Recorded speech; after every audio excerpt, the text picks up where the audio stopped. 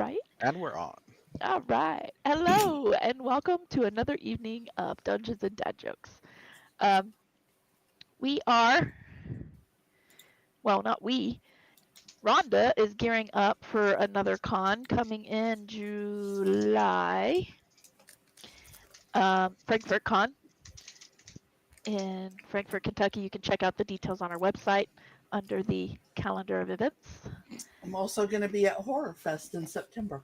Oh yeah, Horror Fest in September. That'll be She fun. won't even be wearing a mask. Nope.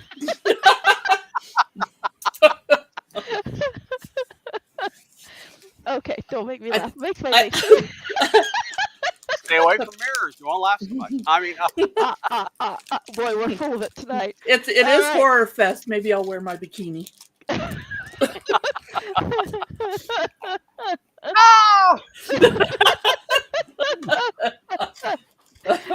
Oh dear Lord. It's one of those nights already. It is one of those nights already. It's gonna be This a is a rough fun one. night when I'm All in a right. good mood. All right. We are gonna just jump right in. I'm gonna read last week's town crier that is tucked away on our Discord. Because it's rough. I write these late. And I'm going to read about what happened last week. It may confuse everybody, or it may just be just enough to spur your memory. Make everybody go, what the hell is going on? I know, right? Hey, if I've you been don't asking that for understand it, years. go back and watch the episode. All right, so last week you quickly searched over the area of the empty sanctum Great Hall. Particularly the mage that you killed, you found a couple of magical numenera, which was quickly identified. They then began to search the building. The first three doors that they came to seemed to be small rooms, possibly for guards, with skeletons still in their beds. After fighting a few undesirables, skeletons and a mimic, they come away with a couple more magical numenera and money. They also discover the symbol of the convergence among old clothing. The next room that they find is a noble's bed chamber. There they discover moving pictures, which Fix figured out how to step through and found that they led to the past. After a brief interaction with the original owners of the keep, Lord and Lady Baca, he returned to the rest of the group. The other picture showed Castle Aventura amidst the storm. Consulting the book, Evangeline discovered the castle belonged to Baruvus, of the Baruvus family. Then, seeing the family tree, they discovered Lady Guerra is the last known descendant. She also checked the book for several. Nope. I see what you mean here. She also checked the book for severe storms around the castle and discovered two entries, one of which was a major storm that damaged the castle. The other was mysteriously left blank. Forsyth then found a passage through another door leading to the lower level, and they discovered a large room beneath the main hall. There they met Roderick Sternhelm, a priest, and two of his acolytes. They also found Jennick Reproot. Through some interrogation, they found he did serve Grumsh and wished to have a spear returned to him from Jorn. Forsyth, now having found the tiara in the bedchamber, I see they're like, where the heck? And you thought I was just being picky. Well, most of the time you are. Forsyth, now having the tiara of true seeing, which he found in the bedchamber, saw Jennick's true form, which was an orc wearing familiar robes from someone he knew from his past, Garen the Wild, from his hometown of White Lake. You have initiated compact with Jennick upon Kadath consulting with the Raven Queen and feeling this decision was his. Went ahead and cast Armor of Agathis, which everybody recognized as you preparing for battle. Forsyth set a sunbeam on Reproot and became an air elemental wearing a tiara. And Fix, you cast Dimension Door to get Kadeth 2 rep root. And Evangeline, you shot 2 arrows, hitting rep root with both, I believe, if I recall correctly.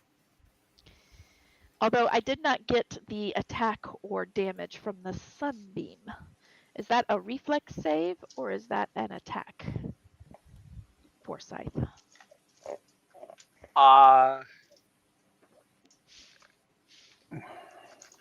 Okay, I missed something.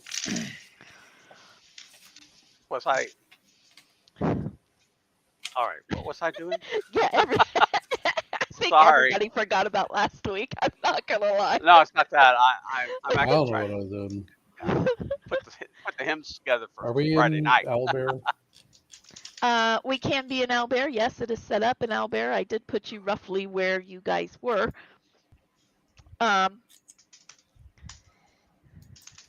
So Forsyth, you did cast the sunbeam centered on Reproot. Oh yeah, right. And I don't know if that's a save or a to hit. We never like worked out that. Yeah, Yet. that's right. I was up to bat, wasn't I? Yes. Let me get to character sheet. These are all actions and reactions based on Kadeth casting Armor of Agathis. A sunbeam, a sun. And I don't even know what our initiative order was. So that's because you didn't roll one. For up to This a was minute. essentially the surprise action. It's a save. Okay. It's a save? It is a save. A Constitution savings throw. That's like a 12. It's like 15, but it's like a 12, but is it actually a 12? Well, I would have to dig up his exact stat there to know for sure, but it's close to a 12 because I rolled a 9 on the die. Well, it's a fail. So that'd be 20 points of radiant damage. There. Okay. That puts 46 points down already because of the arrows. Your question? Is it looks like a modified fishbowl? Yes. The map we're using. Okay. Yes. Modified fishbowl. I thought it was the only one visible, but apparently not. I must have not to me. Visible. Okay. Well, I don't have you in here as a GM anymore, so.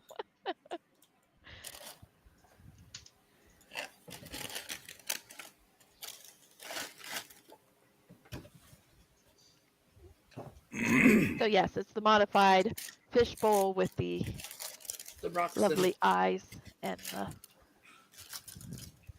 whatnot. But after I cast the sunbeam, I would immediately use bonus action to combat wild shape. Yes, I had that as an air elemental. Did you not want to be elemental, and I will move towards them. Okay, so you're gonna fly up outside the sunbeam's range, of course. The sunbeam's 5 feet, right? I believe so. Yeah. Okay, so it'll be mostly. Let me make sure on that. Oh wait, is it a 5 foot radius or a 5 foot? It is a. Actually, it's. Let's see. Yes, 5 foot wide beam. So it's a beam, okay, but so it lasts for a minute. Okay. And I can move the beam. All right.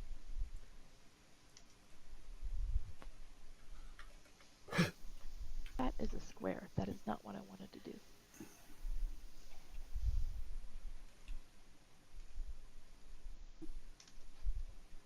And the magnifying glass is not blown away. It's still useful. Right? Oh, that's not very dark. Oh well. That's where the beam is. So do you want to get right up in his face? Because you can. Question. Oh yeah, I'm going to get up right in his face. Okay. Just frying the crap out of him. What's your I question? can't attack yet, but No, not yet. Is this a surprise round? Basically, yes, that was a surprise round. Okay, So then we you get can- one action. We can't move or anything in a surprise round. You can move or attack or do an action. So that was my question. I'm doing a full round surprise round. He was not expecting you guys to attack. Okay. And You're I catching him hadn't done completely anything off yet. guard. I was just pulled. You did your armor of Agathis, Oh, okay. which triggered everybody else to take action. Okay. That'll Right. work. that was the catalyst. Yes, that was the catalyst. We had no doggalist, but we had a catalyst. You have a catalyst. Do we have a basilisk? That would be nice. I wish I could shapeshift into a basilisk. That would be nice. That would be nice. All right. Talk about being stoned. At this point, I need initiative. I've already put mine in. Sweet.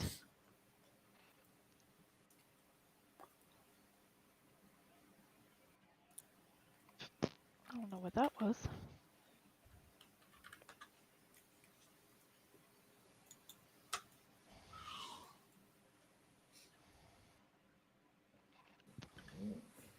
Excuse me. Oh, I don't have dice out. I guess for everybody who can't see the initiative tracker, I rolled a 12. Well, I rolled an 11 and got a 12. Vic's got a 1. I got a 2.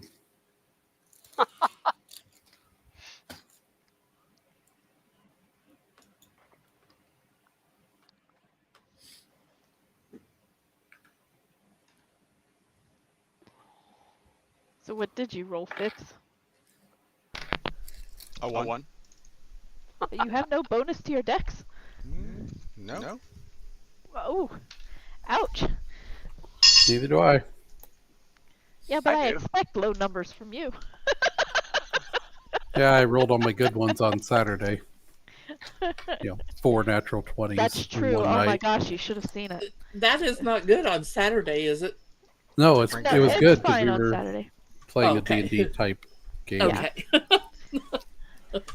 All right. We're at the top of the round, Forsyth. Okay. How about we just slam him a couple times? All right. Let me get to air elemental. I don't want to do the whirlwind because everybody's too close. Uh-huh.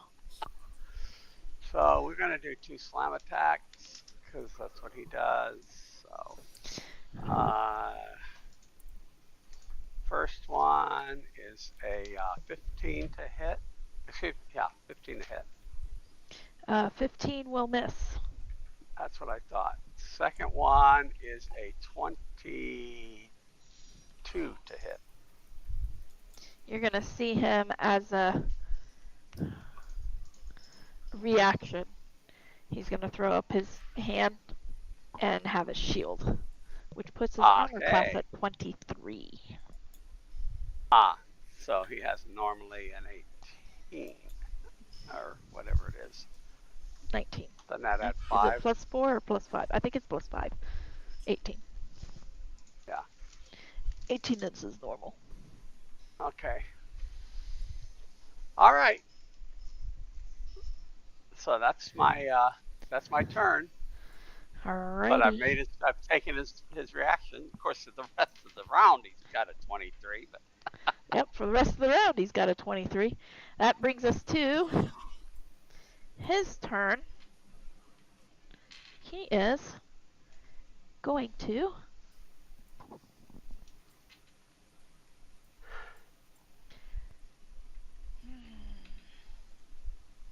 unfortunately he can't catch you all.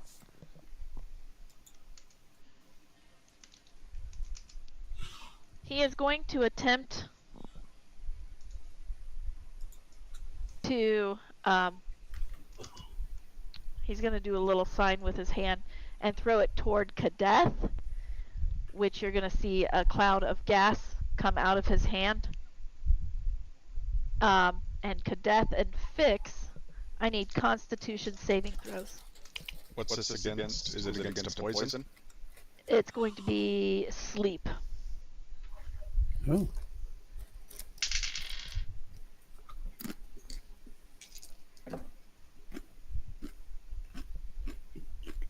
$19. 9. 9. Wow. Joe. What happened to Joe's dice? Did you let Jody touch your I dice? haven't touched them, I swear. Sabotage. Kadeth, you're going to be able to shake it off. Oh, I'm looking at the wrong one. Fix. You're going to feel yourself overwhelmingly sleepy, and you're going to fall down. You are going to fall asleep. I are asleep. You are asleep. You can repeat the saving throw at the end of each of your turn. Sounds good. Which brings us to the cleric, which is Roderick. He is going to step away, which can provoke an attack of opportunity from you, Forsyth, if you wish to take it. Sure, why not? Let me roll another slam.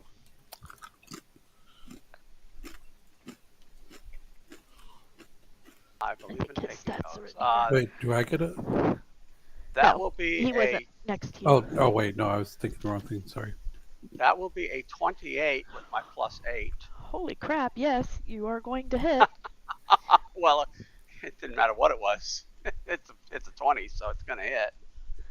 Oh, yeah. Yeah. So that's 2d8 Max damage plus plus 5. dice if that was a natural 20. So that's gonna be 4d8 plus 5, right? Or no, wait, no, it's 2d8. Clear that. Hold on, let me. So it would be your max damage, max right. possible damage, and then roll the dice.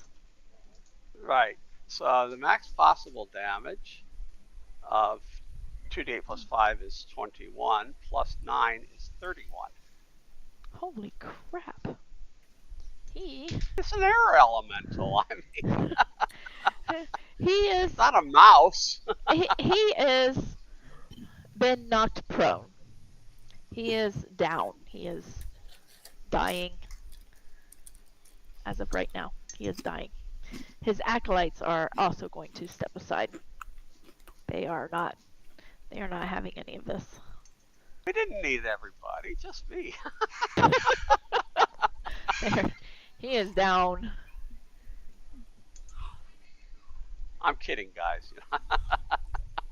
Yeah, that's not good. You know what? I'll just move him from the board. He is down.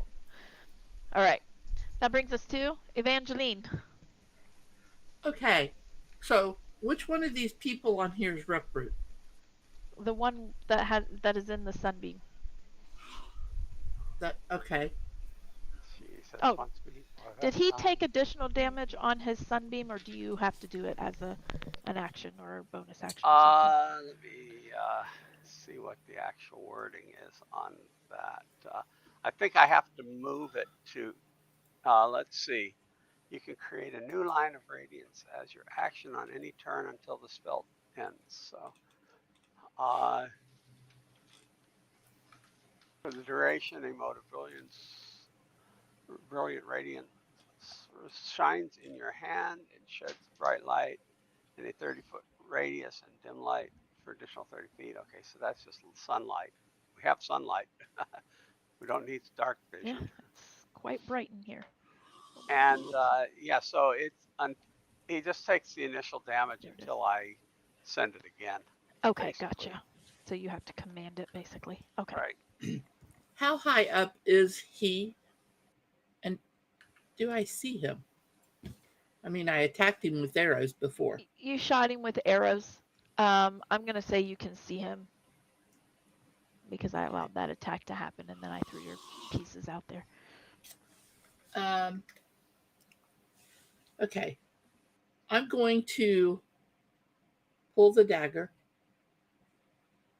and throw it at Reproot. Okay.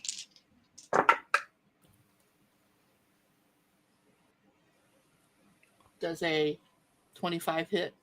A 25 will hit.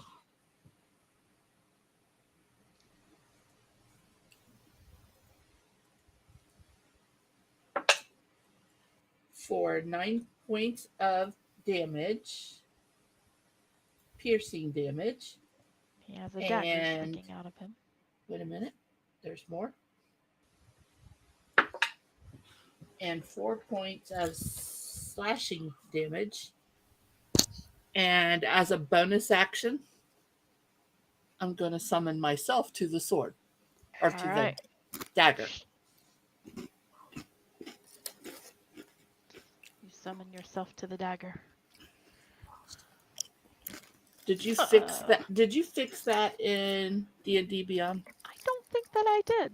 Okay, But that's what, I the only will. thing that was missing was that ability With that to ability. teleport. Right. So Alright. that was my action and my bonus action. You look so much smaller than everybody else. Yeah, I know. I'm just a tiny little girl. Alright, that brings us to Kadeth. Alright. Oh, Buckley. Oh yeah, Buckley. How high? Yeah, How so high take is care of this? Buckley. It's Can about Buckley? it's about 20 feet. I was gonna say, there's no like way to get up there. We don't see any stairs or anything. No, there's no stairs on the Okay. inside of here. Buckley will just patiently hold, ready to attack when he gets the opportunity. Alright. Kadeth.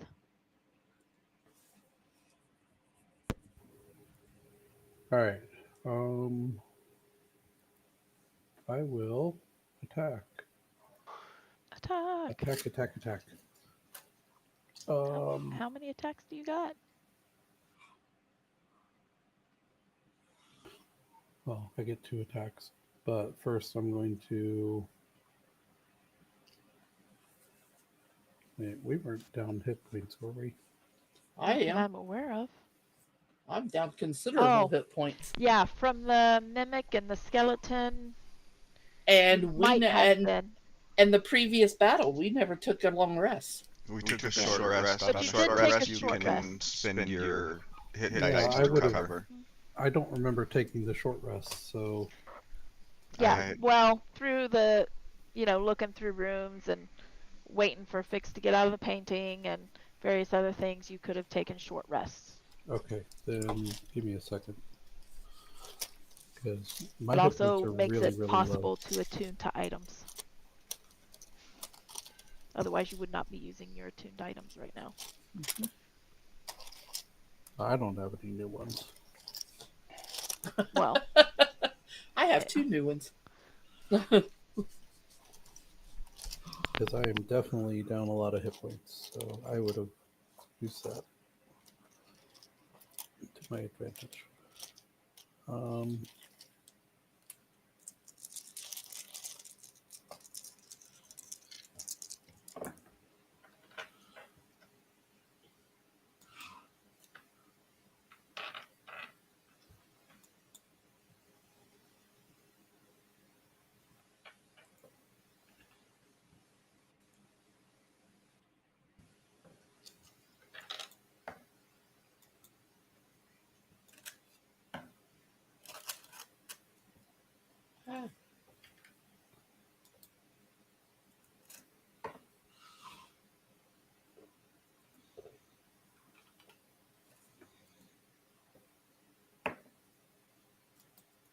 Okay.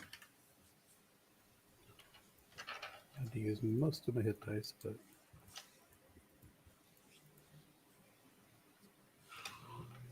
Okay, there we go.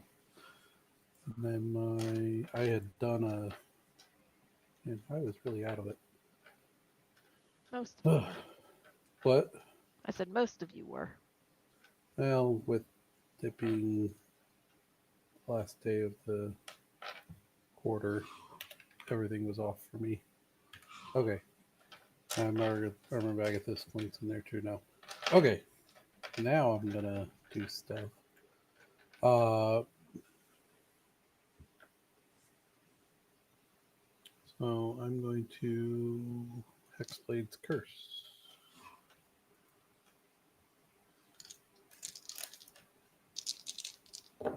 And then swing away. That's a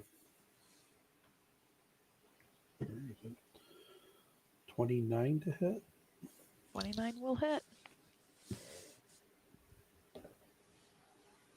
For 19.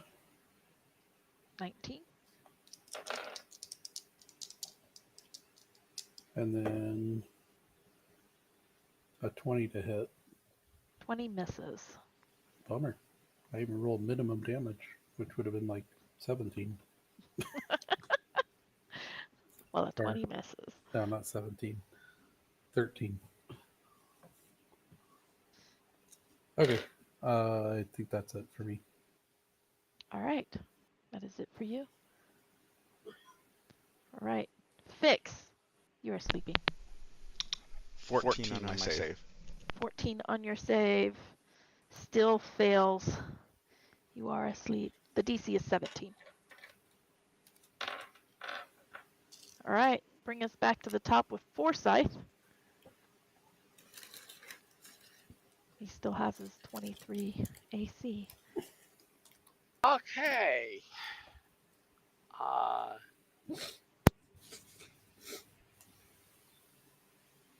Let's see. First, we're going to go with the sunbeam. All right.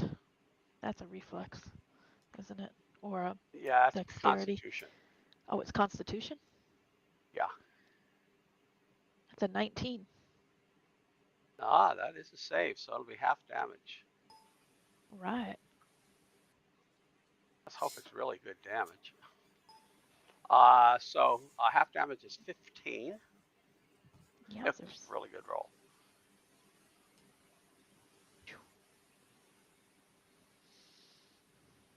And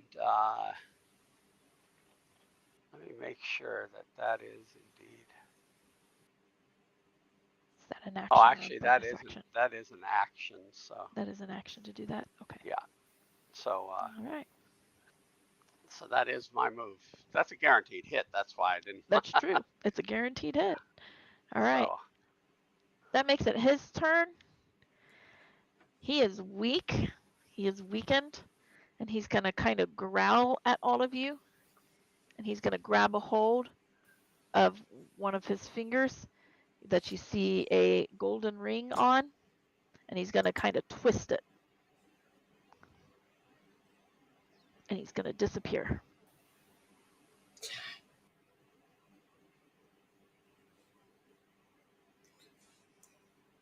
Question.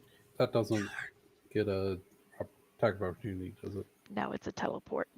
Okay. Oh, he did teleport, so he is. Well, teleport, invisibility, none of that institutes an attack of opportunity. If he were actually to step through but if somewhere, if he were to move to if he were invisible, yes. Forsyth could see him. That's true. Right. Forsyth, you don't see him anymore. He disappeared from your view. He poofed. He poofed. What a poofer. Which, Fix, you can go ahead and roll a Constitution saving throw. I know that.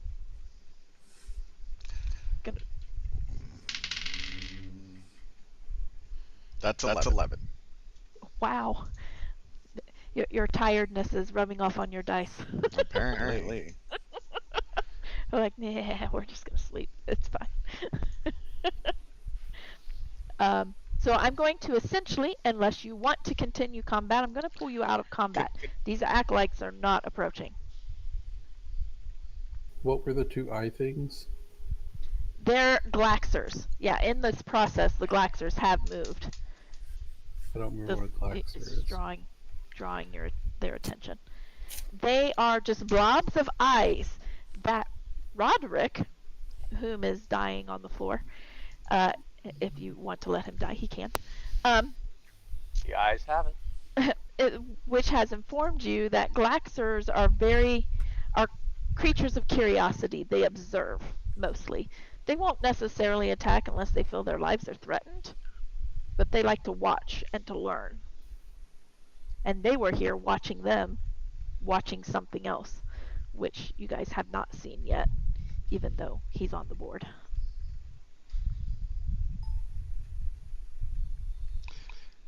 What kind of item was used to teleport? It looked like a ring. Like a ring of spell storing? Not exactly. It just looked like a golden band. It might be specifically to teleport, or something similar to what happened with what Kosha had described, where it was like a sanctuary spell or something.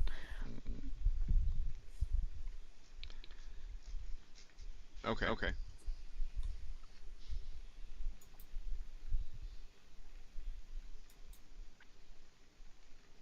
But it was just a single gold ring. It didn't quite look like a ring of spell storing.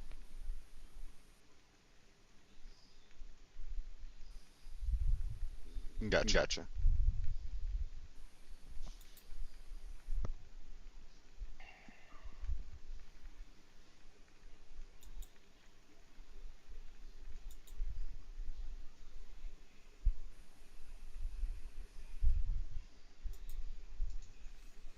These acolytes are going to slowly move their way to what looks like a hallway at the back side of this balcony. I look at them Start and say, creeping. "Where do you think you're going?" Anywhere but here. No, you're not. I'm going to vortex warp Buckley up to me. Okay. Do we want to get that Roderick guy?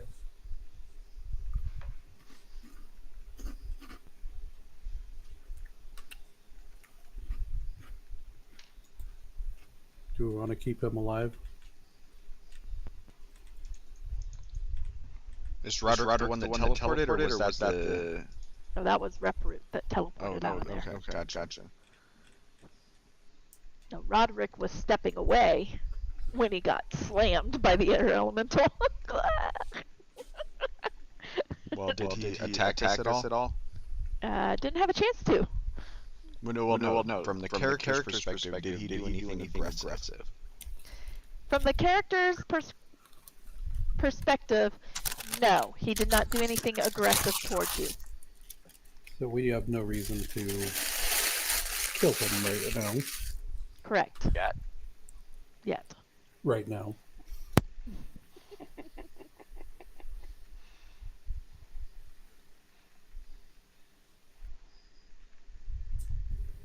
In that case, Forsyth, you want to go heal him a little bit and bring him over here? Okay, I'd have to. Oh, you're in He's form. an air elemental right now. I'm in form, yeah. Anybody else got a heal? I don't remember if anybody else heals spells. I feel like I mean, I can. It's just I'd have to drop form. So.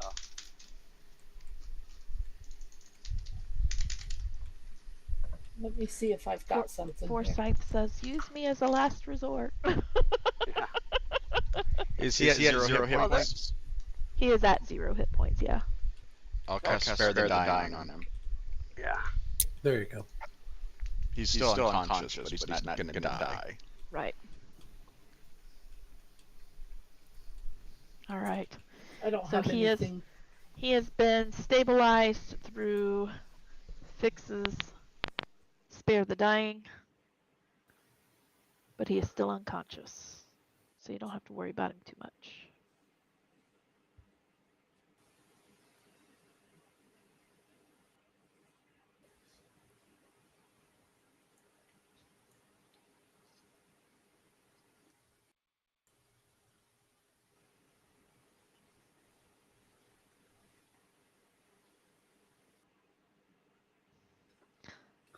The acolytes are just standing there. They're a little afraid to move at the moment. You took out their mentor in one hit. Well, I'm gonna and the other guy I'm gonna disappeared. telepathically tell Cadeth, tell them to sit on the floor. I'm on top of it. I'm gonna tell them Is there any like chairs in here or something?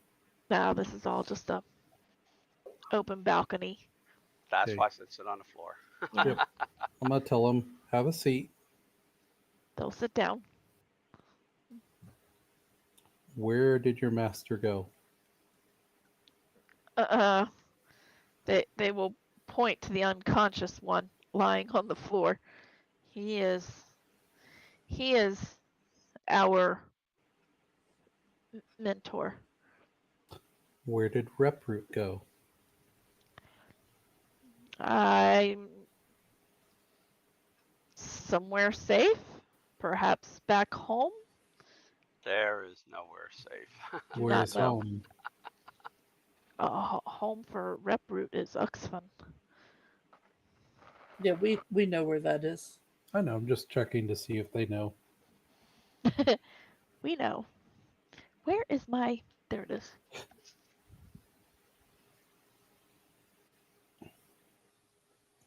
Do you know who he works for and the things that people like him have done? The only thing that we know, well, before tonight, or before just now, he was a, a lord of the Convergence. Um, I did not know he followed a god, I suppose, is what he announced tonight, Yes, he does. today. And not a good one at that, generally. What do you know of the Convergence? We are entry level acolytes for the Convergence. We are here to observe and learn about Glaxers right now. I know that they collect magical devices to empower, or Numenera, to empower themselves.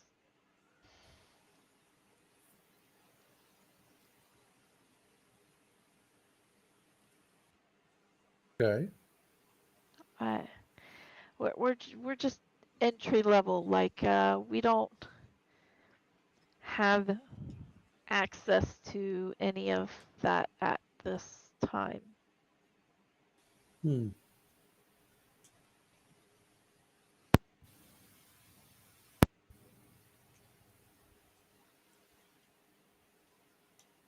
I'll look around at the others, see if anybody else has any questions for him. Out there on the plane. Everybody highlights that the likelihood of them knowing anything is minimal. Yeah.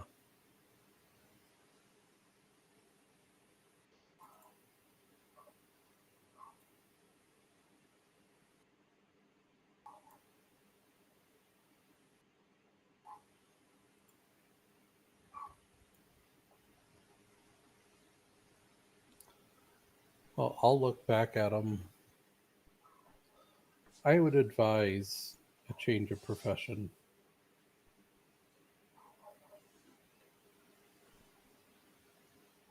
The Convergence are not to be trusted. They are really only in it for power. And they don't really care who gets hurt along the way.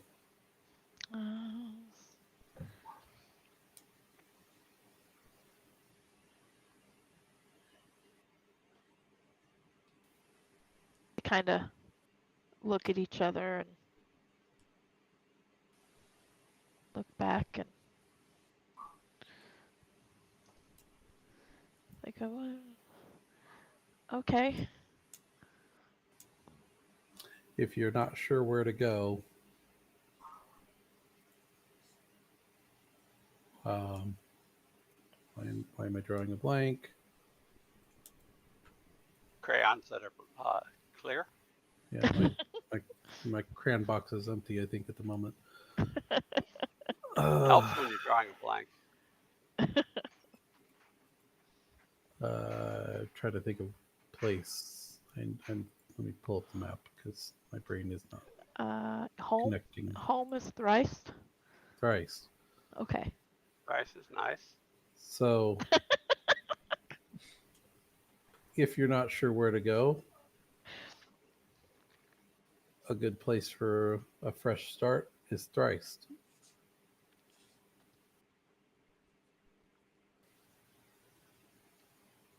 And I'll tell them where in the city to go. Well, I'll give them directions to the temple first, Yeah. and tell them they can go there and The tell the order of people there they balance. want to turn things around.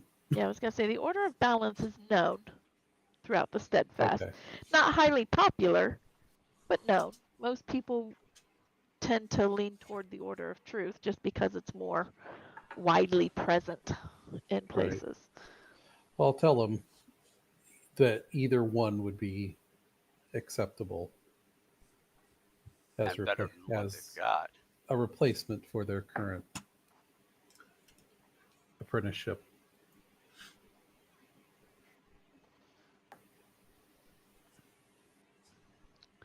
Of course. We will look into that as soon as possible.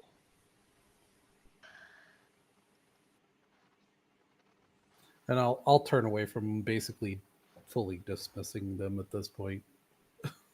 They will take a moment to look at each other and then begin to stand up and move unless somebody else stops them. I roar a little. Move faster. I'll pick up the pace. Quick, while the getting's good. Yeah. My get up and goes got up and went. So That's the truth. I don't think Reproot was expecting us to be even slightly formidable. I think a lot of people have tended to underestimate our resolve to get things accomplished. Well, he also, I don't as think, well was as our expecting an ability. attack. He seems the type to try to talk his way out of situations more often, anyways. Yeah, I don't think words were going to get anywhere with him. To recap, you did get some information from him. Okay, Not 'cause I only, don't remember what we got. yeah, not only he does follow Groomsh, Forsyth, if you chose to share that the image that he has presented as Genic Reproot is not his true image. Right. I will share what I know. I threw it in the floor. Hang on a second. Was not his true image. His true image is an orc, a shamanistic orc. He has shaman-like robes that were familiar to Forsyth from Garen the Wild from White Lake. Still not quite sure if Garen the Wild was just another image or if he maybe killed and took. Not sure. The other thing that you got from him is that Groomsh is looking for a spear from an orc by the name of Jorn on the eastern side of the Black Riage, east of Uxfin.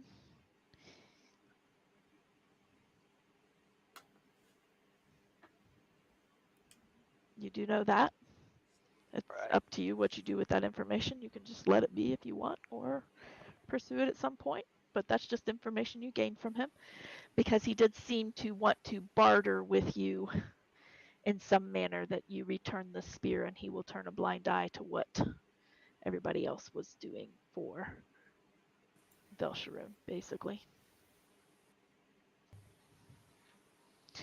Groomsh could be persuaded should he receive the spear back, was basically kind of what he was saying.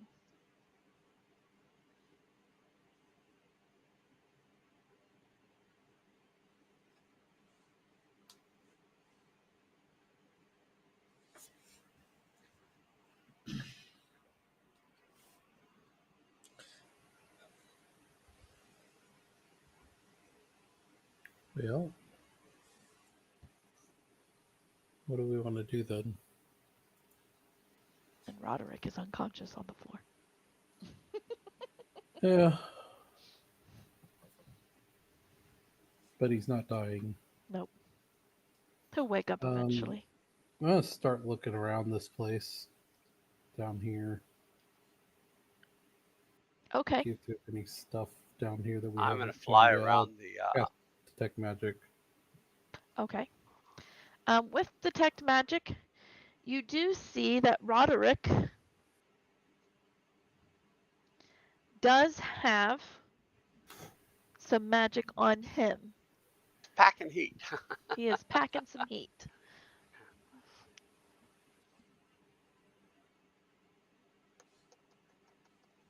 All right. Well, I'll relieve him Okay. of those items for the moment. You will relieve him of those items. Excellent. All right.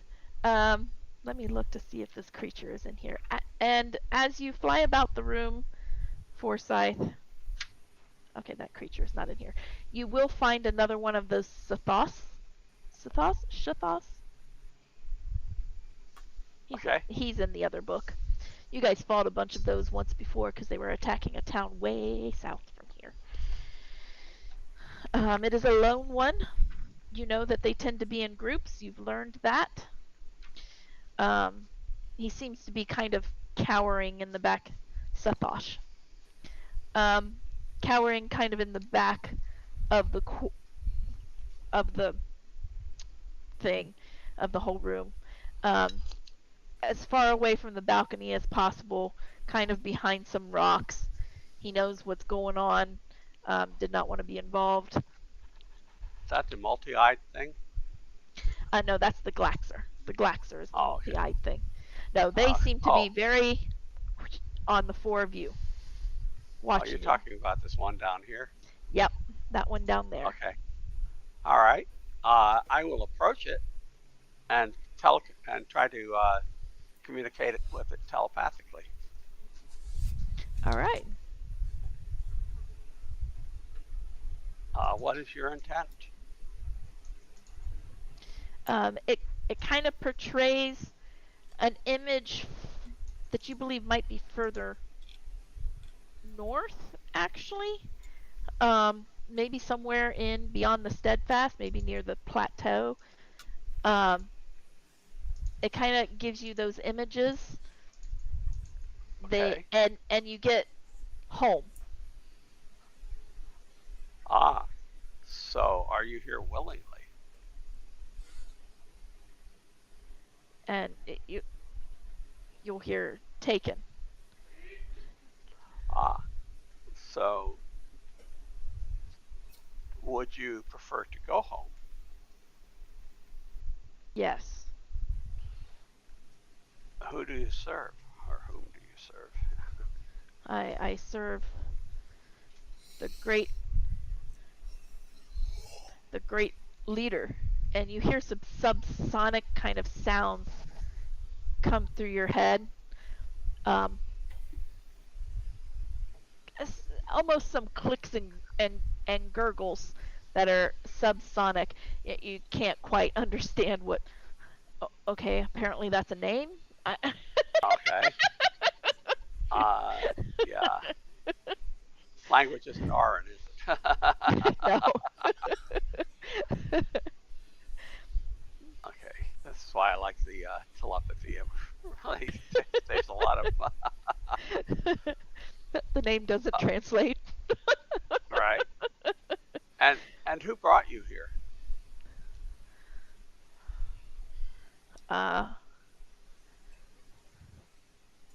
What? man we just chased away? Fighters. No, none. And he'll kind of point like a pole arm up at the balcony. He'll say none.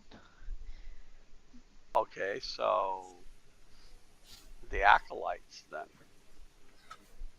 No. No. No warriors.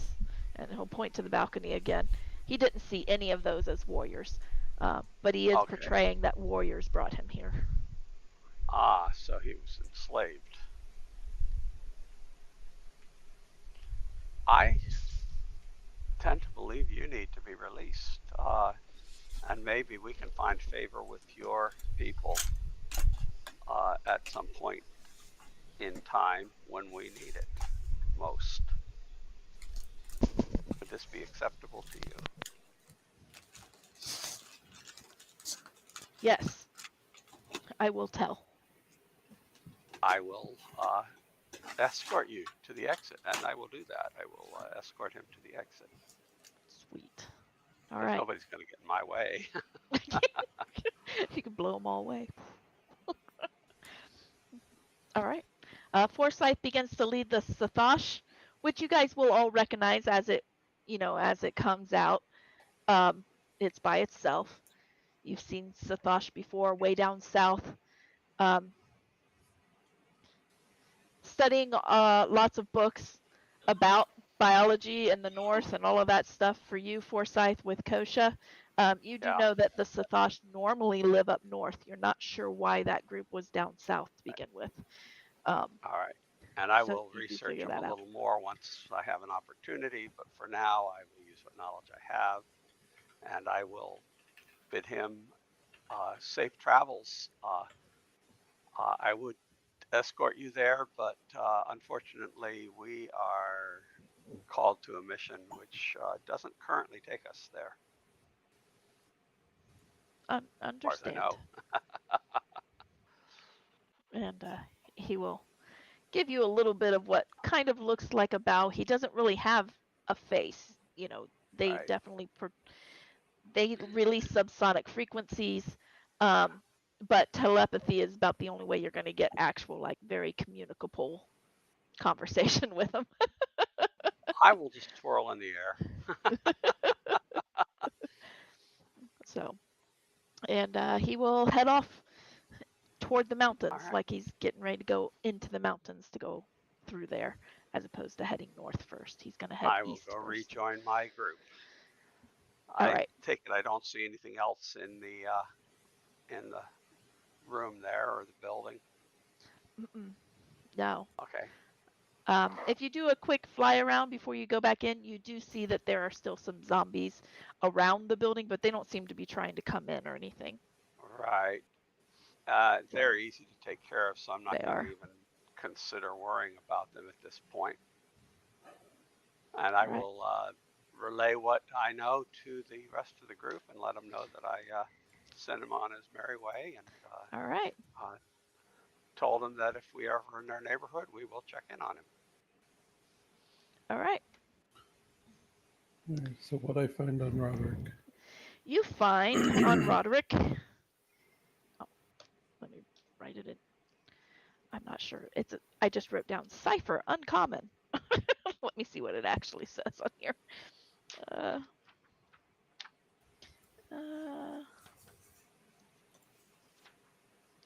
I went too far. See if it actually gives a description. There is it's about as large as a fist. Looks like it was in his pocket. It is obtanium. It looks like it's obtanium. It's oddly shaped. It's not a perfect sphere, but it's almost more like a rock, just like a simple rock shape. But it does have some buttons and stuff on it. You believe with a certain combination it will probably activate something. Do you spend time to investigate it or hand it off to be identified? Yeah, once I see that it's complicated, I'll hand it off to fix. I identify it. Okay. What you see before you is called a subdual field. What it does, it's an invisible field of influence.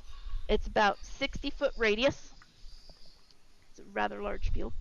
60-foot radius sphere centered on the device, and 2 rounds after activation, the field will last for 1 minute. So it takes a while for it to actually implement. It affects the minds of thinking beings within the field, preventing them from taking hostile actions. The effect lasts as long as they remain in the field and for 1d6 rounds after. Although a wisdom check, DC 13, will allow each person to act normally, both in the field and leaving. So those of weak wisdom, it can subdue, basically. Like me? You don't have weak wisdom. You're a druid. No, I know.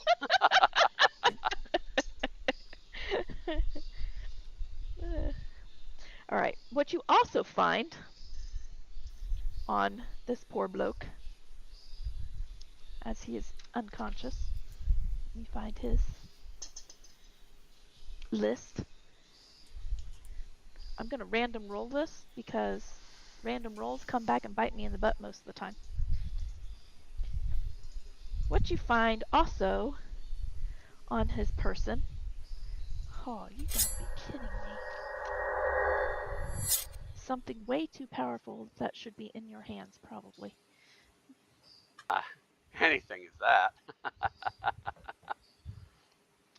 You are also going to find what looks like a horn. Okay.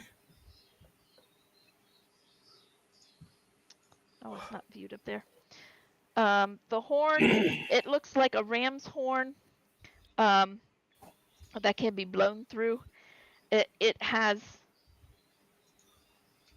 probably an evocation glow to it. I'm going to guess it's an evocation glow to it.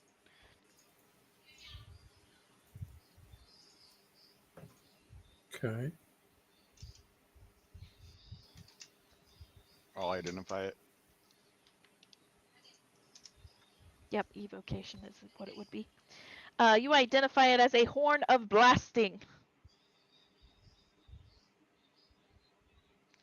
You can use this to blow through the horn on an action. And it will emit a thunderous blast in a 30-foot cone, which is audible 600 feet away, so you will be heard. Each creature in the cone will have to take a Constitution save throw or take 5d6 thunder damage and be deafened. On a successful save, it'll take half as much damage and is not deafened.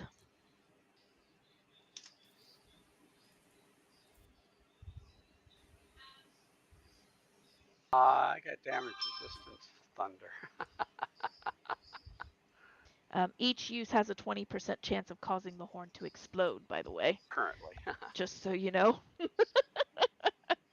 And an explosion is not good. 10d6 fire damage to the blower, and it is destroyed.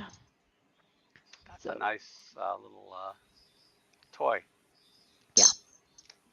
Hence why he did not use it. He has it for just in case.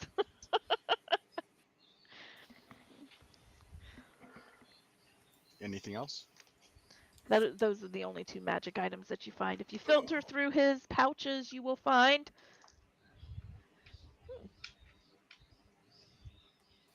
85 gold. Why he's carrying around so much gold? I have no idea. That's what random I rolling got does no for you. hands.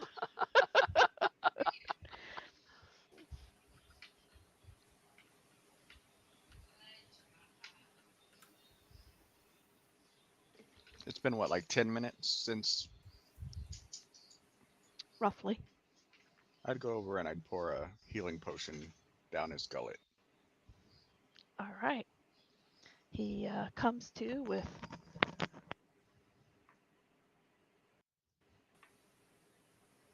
like 6 points of healing. He's a little That's groggy, more than enough. and as he wakes up, he gets a little startled.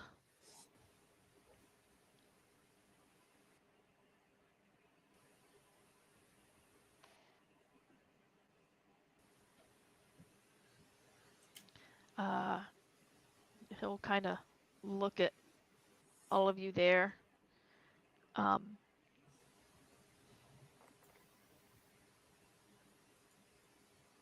He's got a very curious look on his face. Like,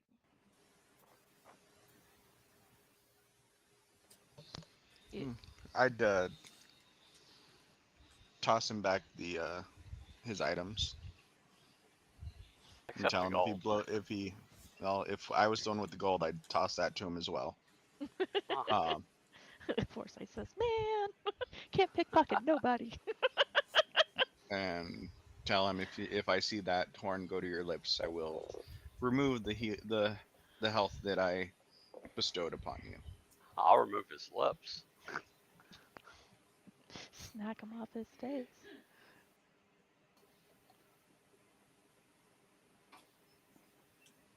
Go tell Ian.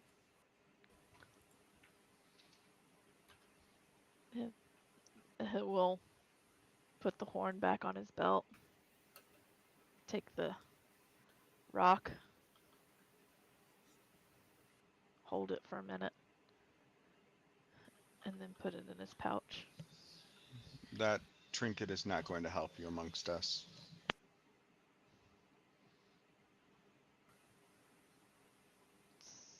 So,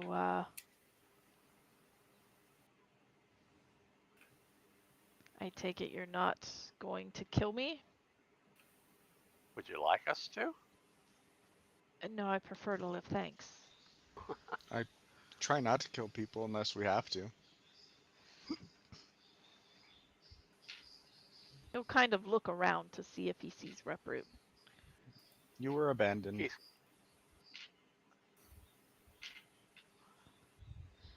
I mean, to be fair, he could have very well thought I was dead.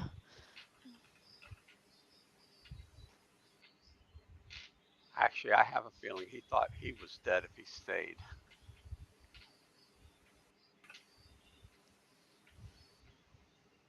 Well,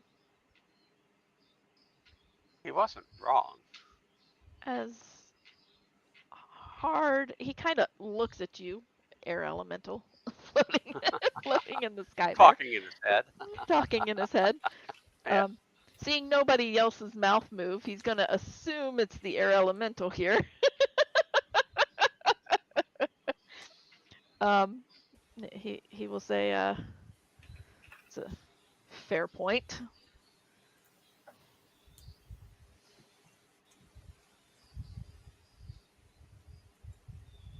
So, do you know exactly where he went?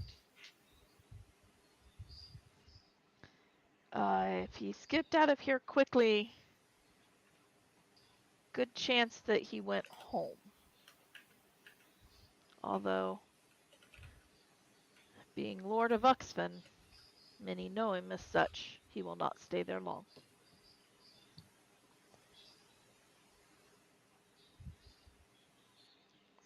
Ah.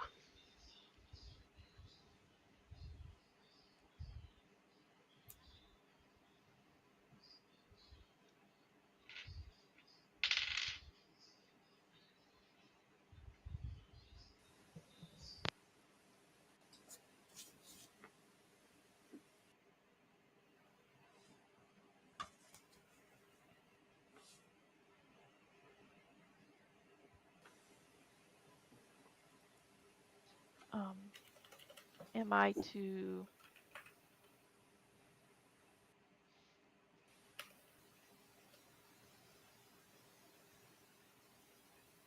My suggestion. Feet. As far from here as you can go.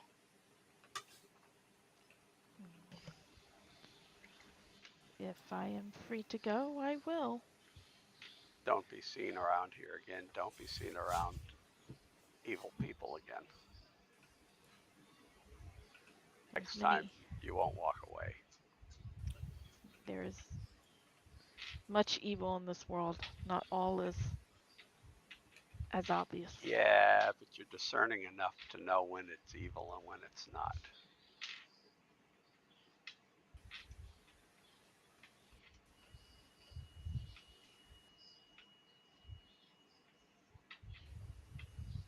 well.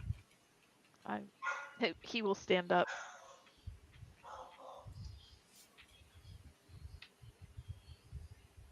We'll kind of give you all a last little look.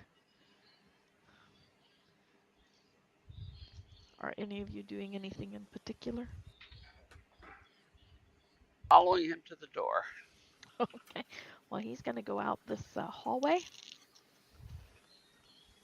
And he is going to go to a tunnel out this hallway that leads underground for quite a bit, and will lead to an exterior door. I'm going to follow him down the hallway. Do I see any passages, doorways, hidden doorways? This particular hallway, you will see a doorway on both sides. The one to your right is open. It seems to lead to an open area where there is some sitting room, some tables, and several other doors attached to that. Okay. And then there is a door to the left that is locked, almost straight across from it. Locks or nothing. But the passageway continues into another area, kind of an open area. It looks like maybe a place. It's got a long table in it. It looks like it might be a place for like a banquet or dining area. And there is a door to the right of that. But he goes to the back wall and goes ahead and pushes the back wall open to a hidden tunnel, and he continues on that tunnel. I'm going to keep following him for now, but I will be back. Okay, you'll I follow don't him know all what the the way. rest are doing. Yeah, you'll follow him all the way out when he opens up another. Well, he pulls it actually. He pulls open another stone. It looks like door. And he exits to daylight. The sun is mid to late afternoon, but there Is is it beyond the daylight. zombie? It looks like you are beyond the zombies, and you are almost to the edge of the ward. Okay. I will take a quick look, and then I will go back in and close the door. Okay. With your quick look, you see that it looks like to be a graveyard, actually, and you've come out of one of the gravestones, or a No problem. tomb. I will look to see which one it is, so I know my way back. All right. Looking at the door of this tomb, it does say, Lord and Lady Baka. Okay. Here lies in peace, Lord and Lady Baka. Oddly enough, you don't see any caskets. You don't see any actual No problem. burial. Okay, I will head back in. I will head back down the hallway to the unopened door. All right. Give me a lockpick. Is there? Well, first I'm going to ask, because I'm still in aerial elemental form. Is there a gap at the bottom or top? Oh yeah, there is. Actually, How big you a could gap? slip right through it. A good amount for airflow, but not Okay. mice So an and inch or rats and two. stuff could scurry through there pretty easily. Yeah, All right. small Well, rats and mice. I'm gonna. Yeah, I can do an inch. So. Okay. Yep, So that's I good will enough. go under the door. All right, you go under the door. You find yourself in a very short hallway that leads to stairs. Going down the stairs, it takes a hard turn to the left, and as you go around the corner, you go through another hallway, and you're in that large room again. Same one we were just in. Mm-hmm. Yep.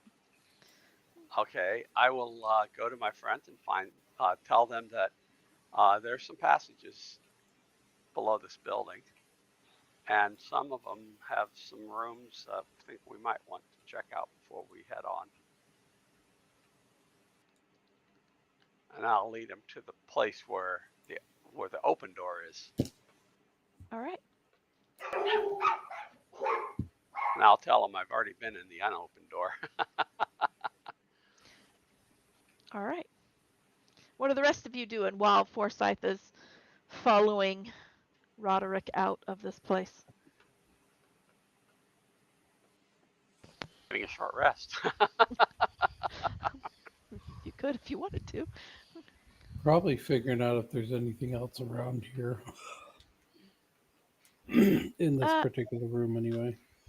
Nothing in this room. The Glaxers seem to be watching you, and if you walk in their direction, they kind of pull back because they don't seem to want to interfere. You can roll me an insight on those if you want to. Sure.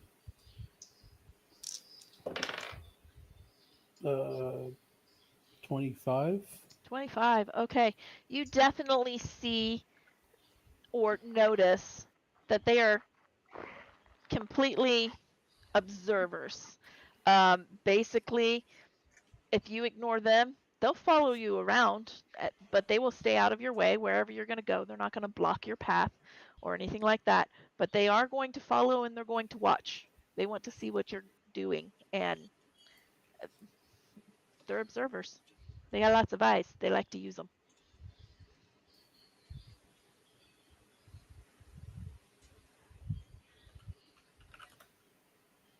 Okay.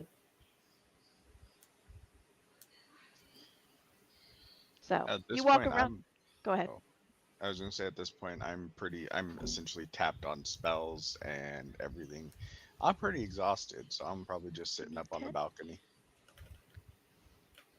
All right. So you're just sitting and watching. All right. Evangeline. I'm just resting. Okay. I was Good. down some pretty serious hit points, so Okay. Cadeth, as you're looking around the room, yet you don't see anything of import. It just looks like it was once a giant room. The balcony being here, this room could have been used for some kind of games, or it could have just been a vault. Um, the balcony is like a place where you could observe or look over whatever might be in this room. Right. Um, it's hard to say what the room was actually used for because it is empty and has pieces of the upper floor on its ground now, you know, but it is empty from anything of any kind of value. Right. Um. Okay. Well, I'll have a seat with the rest of them. Okay. After a little bit of time, Forsyth will come back. He'll let you know about the other rooms um, that he saw through an open door. And by the way, this whole thing exits out into a graveyard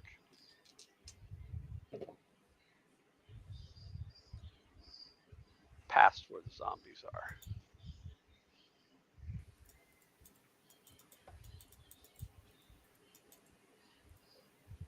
Okay.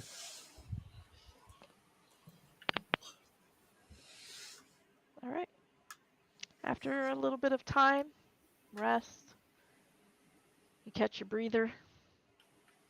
You can go ahead and count a short rest if you'd like. Forsyth will lead you to those rooms. You will see what I described to Forsyth. Um, the room off to the right, where the sitting room is, um, there does appear to be a fireplace. Judging from that fireplace, um, Kofik, you probably will recognize this pretty quickly. Evangeline, you probably will too. Your mechanic mindedness. Um, you will know that this fireplace probably connects to the fireplace from the upper chamber and then will work its way back out for this sitting room. So this would be where it would get heated. There's about 4 or 5 different doors in here. One door seems to lead to like a kitchen area where you see another door that leads out to the banquet hall or the dining hall. I wouldn't say banquet because it's below grounds, but it's a dining hall. So There's a kitchen area right there that leads to the dining hall. The other doors each lead to individual rooms. Most of those look to be just small bedrooms. Could be for the servants, could be for family, friends, guests, whatever. You're not really sure, but that does seem to lead to other rooms. One room in particular seems to have once been an office. There are like bookshelves that are now empty. There's a desk there that you pull out the drawers and there's nothing in the drawers. It looks like it was once an office, but it does appear to be empty. You may all roll me an investigation if you'd like, or you can have somebody take the lead and just roll it with advantage as you all search the area. I have a +4. Evangeline has like a +8, I think. 9. 9. 9. Advantage.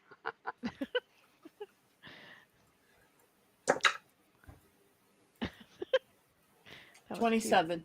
Every What time did you he rolled do? your Yeah, dice, he perked up and looked at the dice tray. Do you like that? It's like, what is that?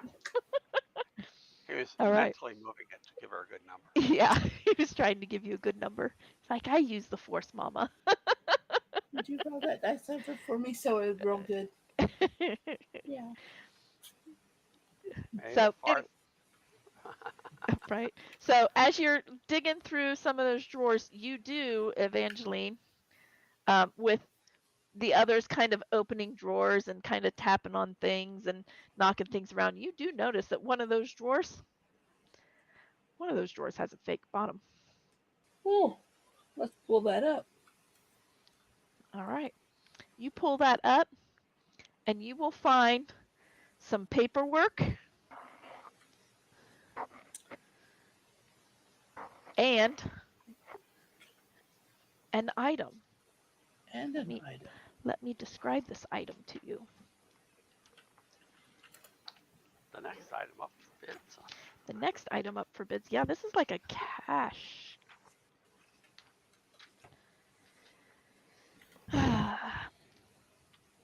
It looks like. Is it a, no. It is an amulet. There is an amulet there. It is dark. Probably looking really close at it, it seems to me maybe a black pearl. But it seems even deeper than a black pearl. You could probably look at it and you feel yourself kind of getting lost in it. It's super clear but super dark. It's almost as if you're staring into nothing. But you're pretty sure this is more a pearl-like material. And it is encased in an obtainium setting. But it is an amulet.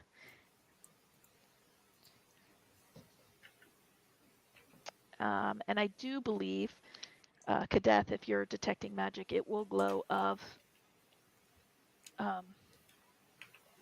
evocation? I think it would glow of evocation. I'd have to look that up, though. But you do find what looks like a letter to it.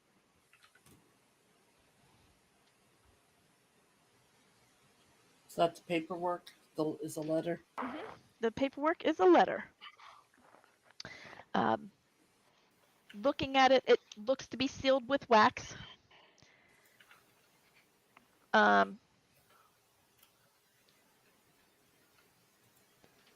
It's familiar, the seal that's stamped on it. You've seen it recently. This is not what I'm looking for.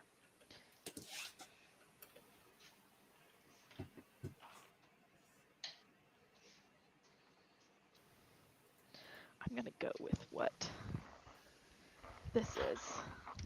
Is it the seal of the Baca family? It is indeed the seal of the Baca family. Abjuration. I'm going to call it abjuration. Oh, that's true. It would look familiar to you too, having seen the gravestone. or the tomb that has that seal on it as well, or the crest anyway. I thought it was a Colgate. But cha.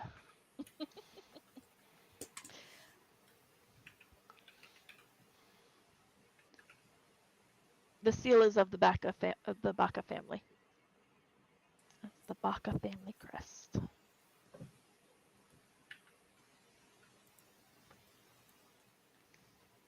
There is no magic emanating from the thing.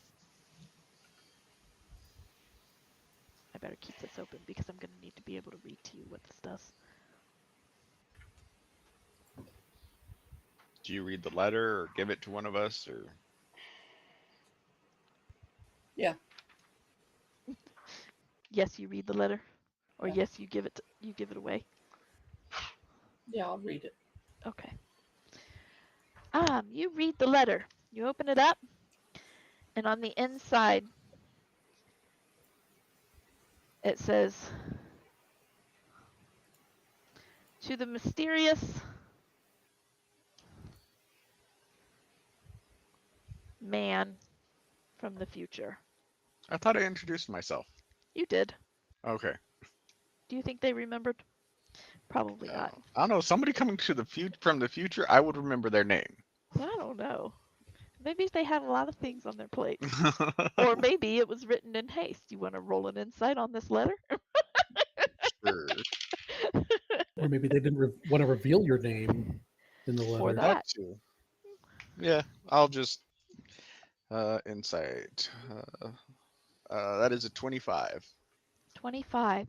Okay, you do see that it is scrawled pretty quickly. You're Okay. not sure how hastily it's scrawled. But you can tell that there is a couple of pauses where the ink gets thicker.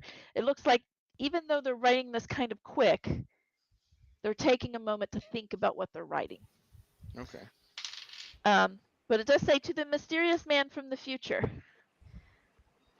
if you have found this letter, Deposit funds.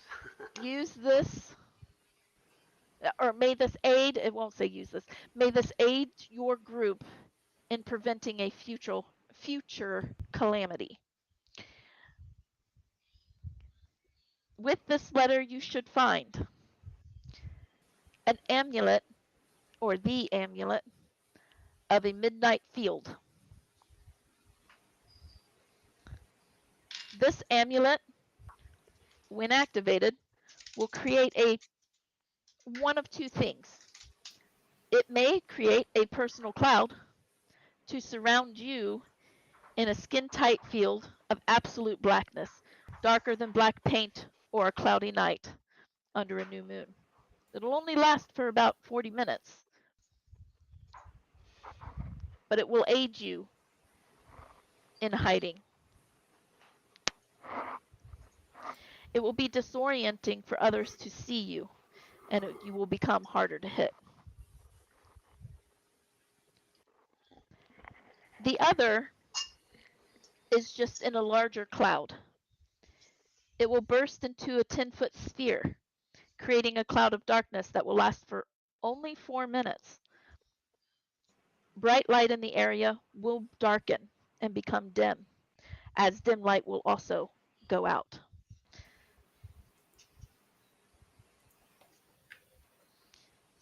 This is just the effect of this amulet. It does not create a magical darkness. It is just dark.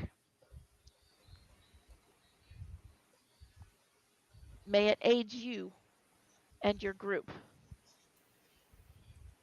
Good luck. It will. They will sign it. Where I did write down their first names. I don't think I gave them to you though. Oh. Z and B. Baka.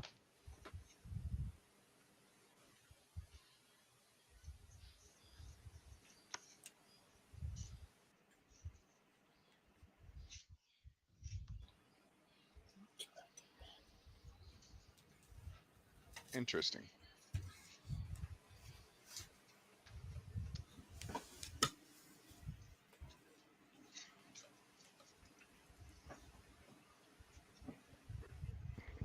Is that like Dave and Buster's?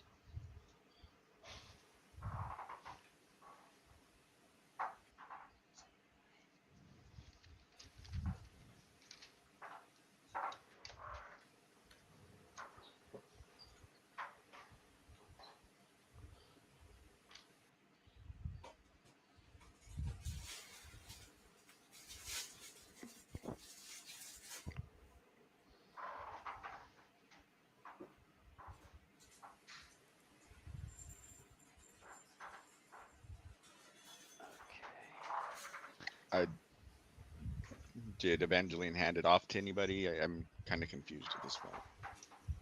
I imagine so. Evangeline doesn't usually hide anything.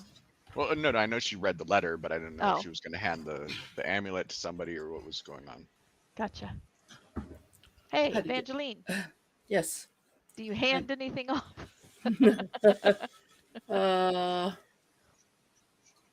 Sure. Read the letter. I am assuming you read it out loud. Mm-hmm. You show the amulet. I'll hand it to Fix, and that's who it's to.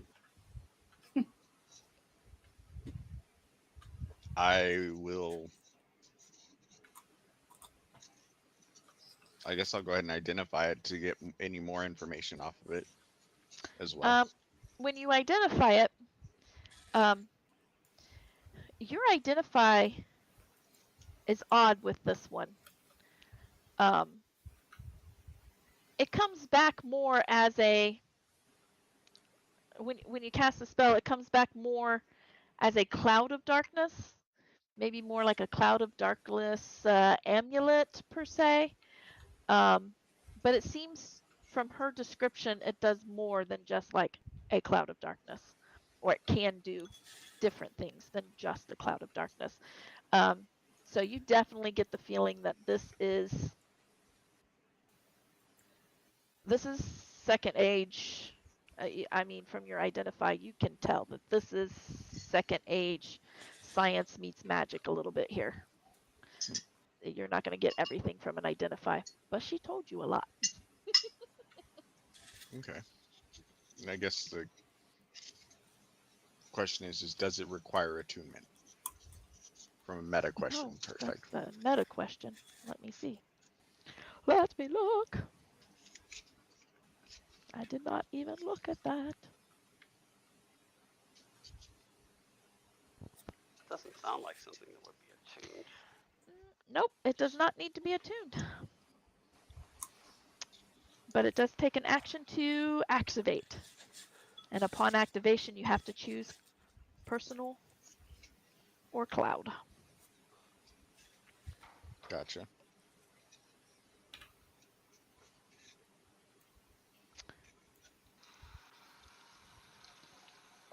And this is indeed a cipher, actually, so it's a one-time use. So no, it's not attunable, or it doesn't need to be attuned. It's a one-time use. Gotcha.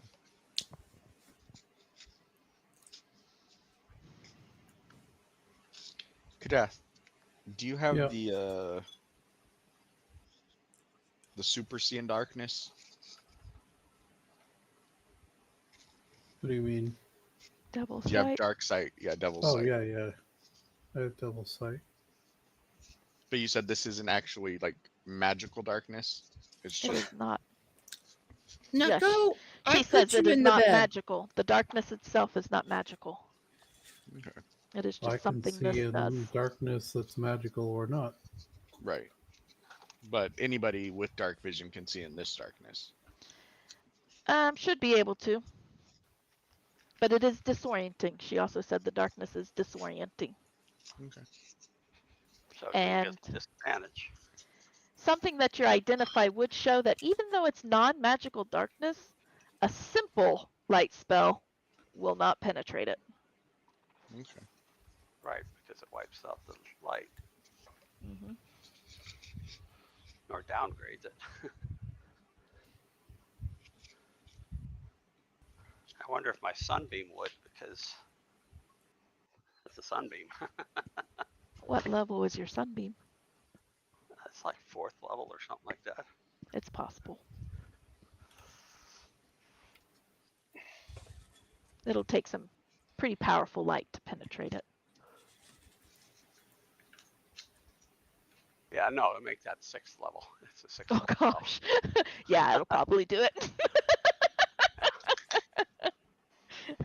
Most natural things don't withstand 6th level spells.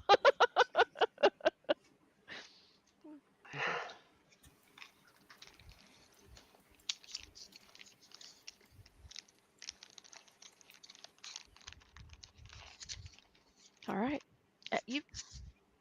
I mean, there's a couple other areas you might be able to explore in this keep. There was one other door up in the hall that you didn't explore yet.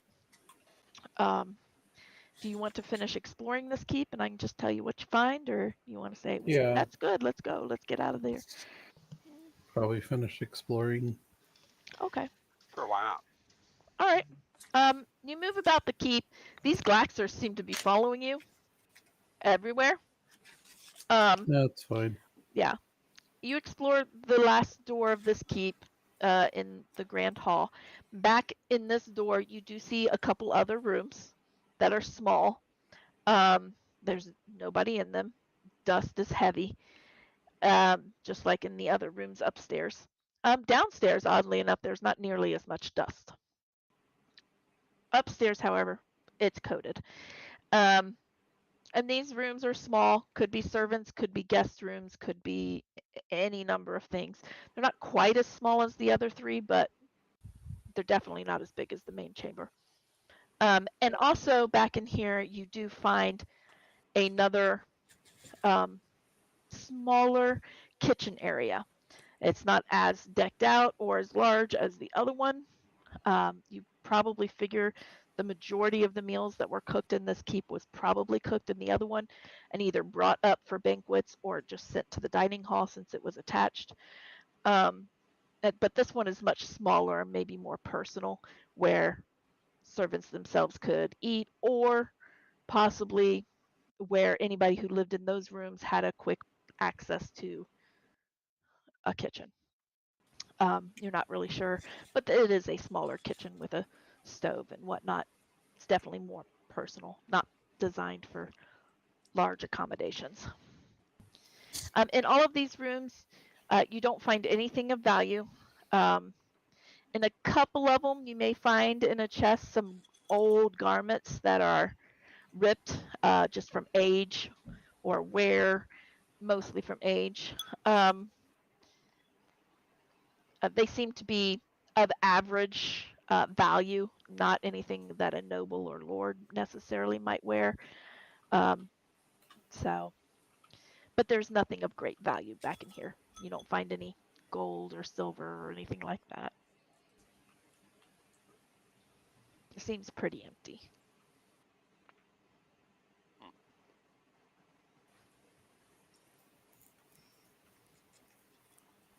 Nothing worth writing home about. No. With that being said, we are going to, because I need to, we are going to take a bio break. You have finished exploring this keep, and you'll be ready to head onward, I assume, in just a little bit. Let's go. I mean, you never know. Best laid plans of GMs are usually foiled by their players. So we'll take a bio break and we'll be right back. All right. We are off.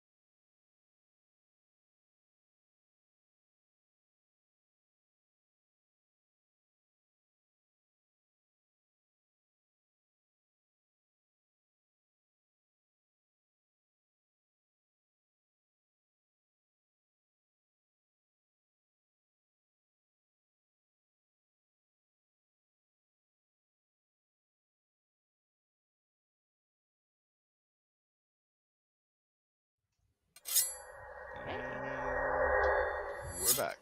Hello again. We are back. You got now. My headphones feel weird because I've had them off my ear for a little while. They feel lopsided now.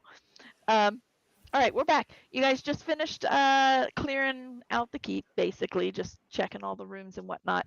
Outside the keep, Forsyth has already told you there are other zombies outside the keep that seem to be guarding the keep per se, but they don't seem to be heading toward the keep. So your insight is that if they come into the courtyards, they get triggered, basically. So they're just ambling about outside of this main hall, this main keep. So what do you do? What are you planning on doing?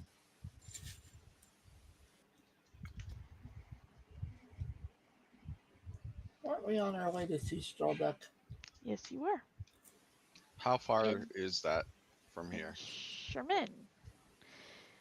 From here to Charmaine, you are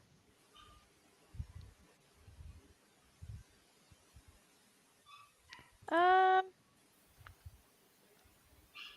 it took you a couple days from Mincala Peak to find this place. It'll probably take you 3, maybe 4 to get to Charmaine. Charman, sorry, I'm saying it wrong. Charman?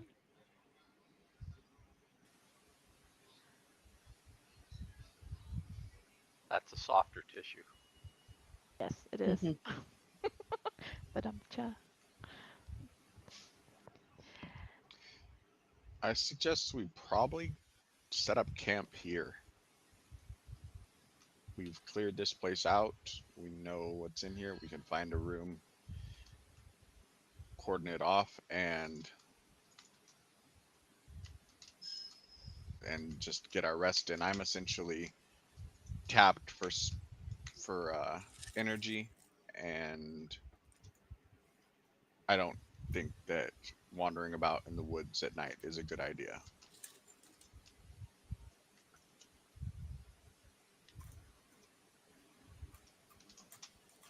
Fine I with would me. agree. all right. I could replenish some spell slots. Or all of them. All right. So I'm assuming you're going to the less dusty rooms beneath, and maybe shut that main door to the area or whatever. Yeah. All right. You guys find a place to tuck away for the evening. As the evening progresses, I'm sure you're still going to keep watches just to keep an eye on things. All is quiet. Every now and then you kind of hear a little bit of noise. You figure either from the Glaxer or maybe something is reverberating from outside, but nothing too alarming other than it's a building you're not used to the noises from. Um, and you guys receive a full rest. Oh, lovely. I needed one. Of course, that means I'm in humanish shape. Yeah, just out of curiosity, now that you're wearing a tiara, um, are you going to keep your halfling boy form, or are you going to change forms and have another permanent form? Uh, I mean, you can keep a halfling boy form if you want to. yeah, I'm wondering if I could. Yeah, for now, but probably the next time we come into a town, I might, yeah, go a little bit girlish. All right. All right. See how that plays out. I am going to assume. Did you ever get that in the inventory, by the way? I did. I did get that in there. And it Okay. is a tiara of true sight. Right. I will go grab that.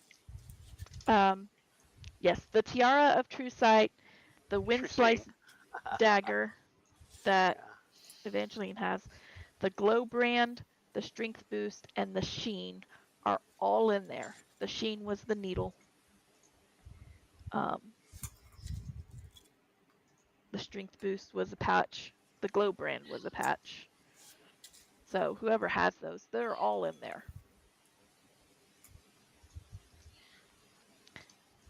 The last two that I just gave you are not. So if you come to a point where you'd like to use them, just let me know and I will let you know. The subdual field is also a cipher, by the way. One-time use. We didn't take that. Oh, that's right. You gave that back to him. Oh, oh, that's right. That and the horn you gave back to him. Correct.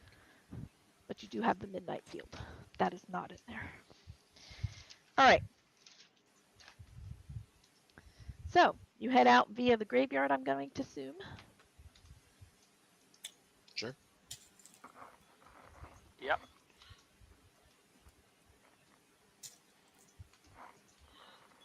I'm going to look again to see what the first names were for the Bacchus.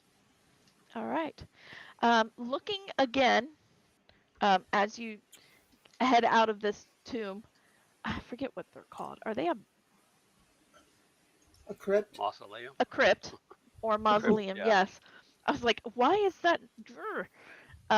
Yes. As you come up through the crypt, you don't see like the actual like stone caskets as you would expect to find. It looks like this has been cleared out.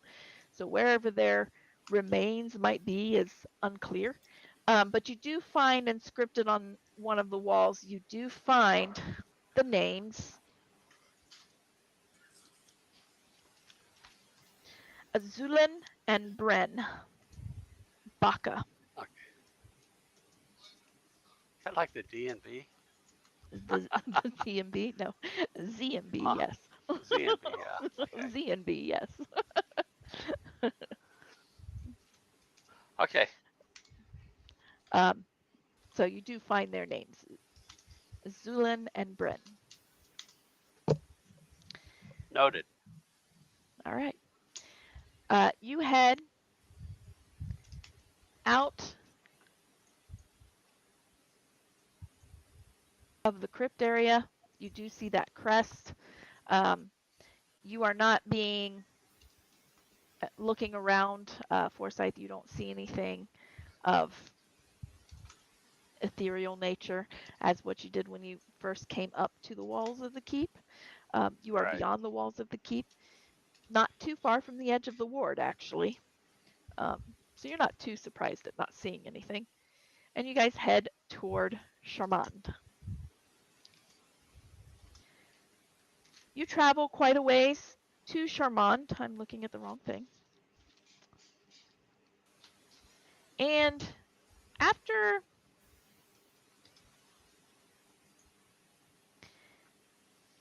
a brief period, I'd say you're in the afternoon of the day you left the keep, you do come upon the river, the Weir River, coming out of the Black Riage,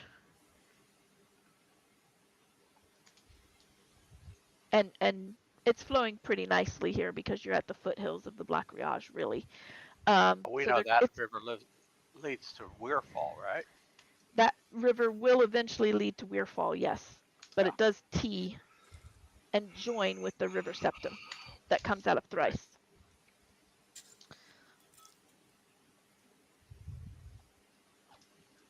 But it does indeed lead to Weirfall. Right. Um, I spit in it.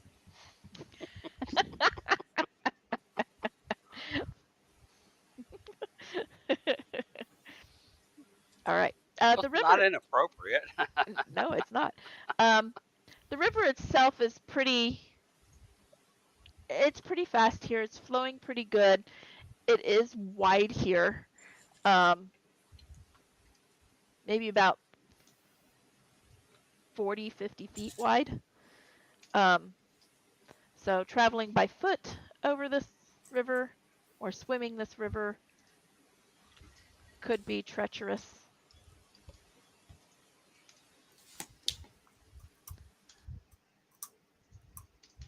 Do you plan on using any spells, Forsyth? Because I know you used like a gaseous form there. Right. I don't remember. What What wind walk? Wind walk, that's the name of it. I know you use that getting out of the mountains, out of the Right, main because we part can of the travel mountains. longer distances much quicker. You can. Were you planning on using that?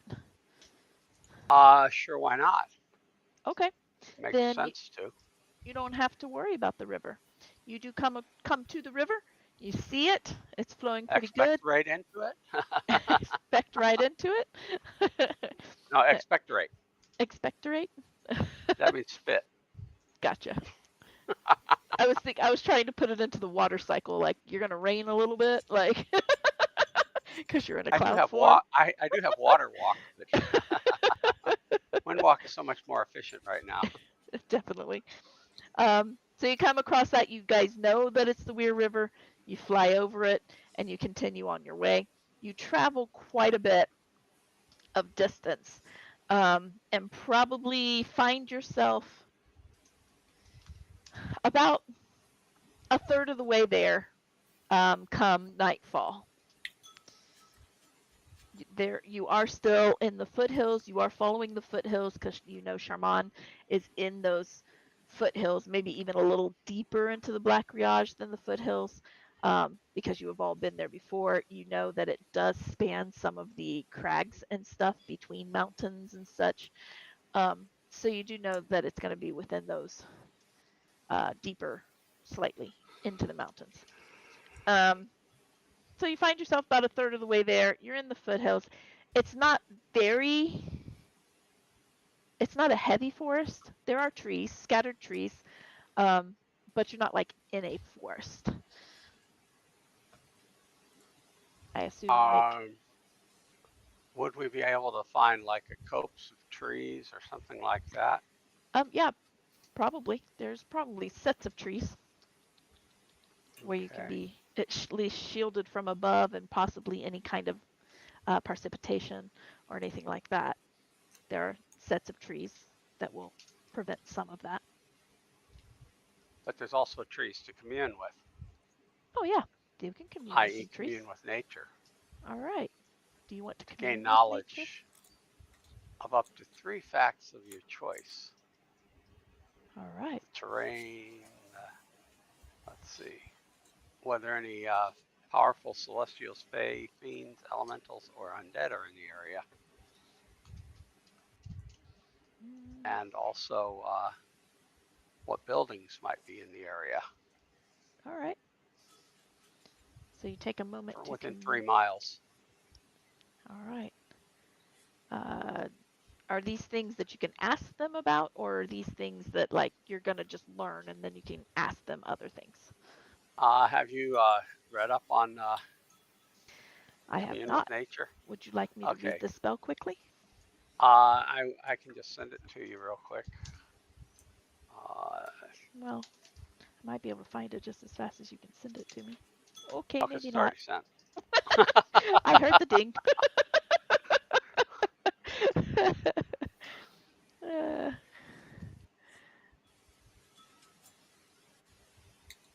within 3 miles. Okay. And what I would be looking for is prevalent Okay. the prevalent plants, the powerful celestials, and the buildings. All right.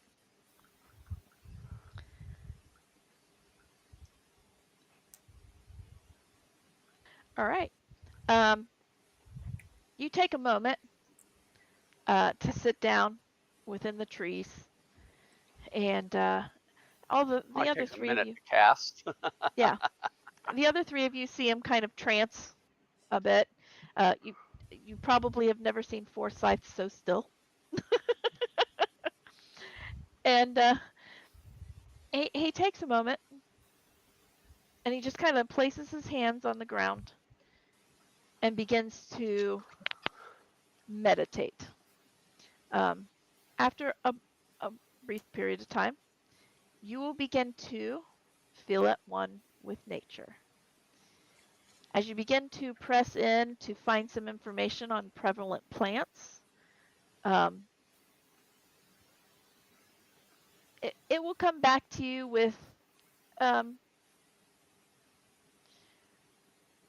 there are several spots of trees that will, I cannot remember, conifers, how do you say it? Conifers or Is it conifers? Seasonal? seed-bearing trees, Yeah. like fir trees or conifers. Okay. You will get that coming back to you, that there are several spots of trees in the area. Very rarely is there, very rarely that occasionally one will move. Okay. Powerful celestials, you get nothing on powerful celestials. There is nothing of that divine power that is in the area. Okay. And within a 3-mile radius, it will ensure to you that nature is dominant in this area. There is no man-made structures in the area, in the 3-mile area. All right.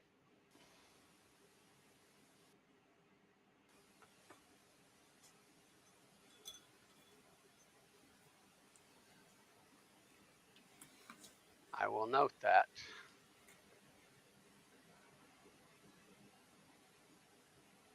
And let everyone know.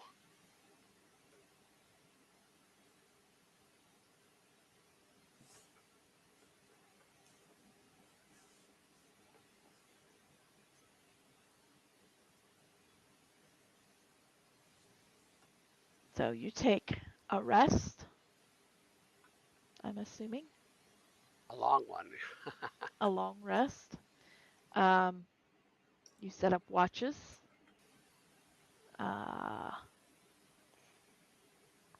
Yeah, watches are important because sundials don't work at night. But you got, who's on watch? Who's on first? What's on second? I'll take first. You'll take first. I'll take third. All right.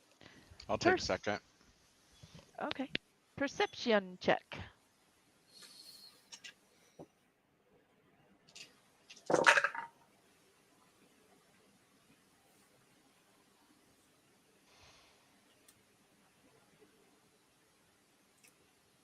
$26 for third watch.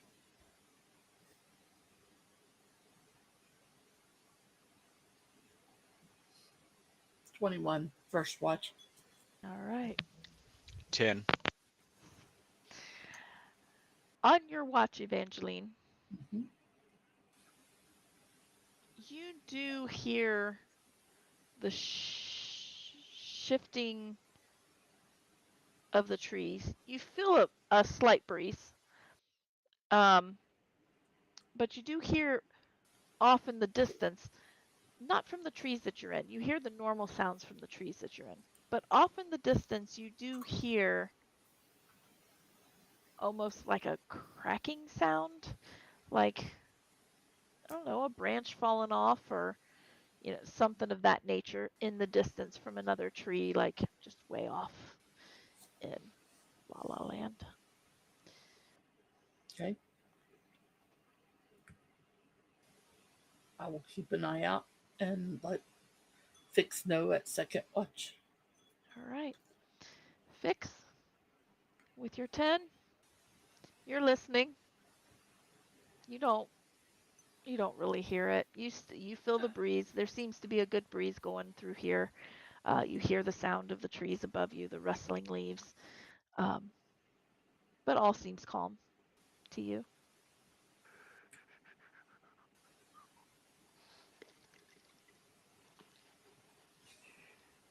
And your watch goes by pretty uneventfully.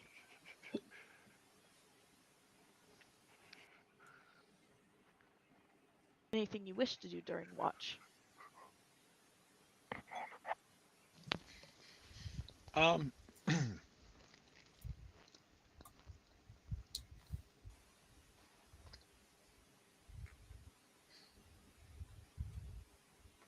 knowing that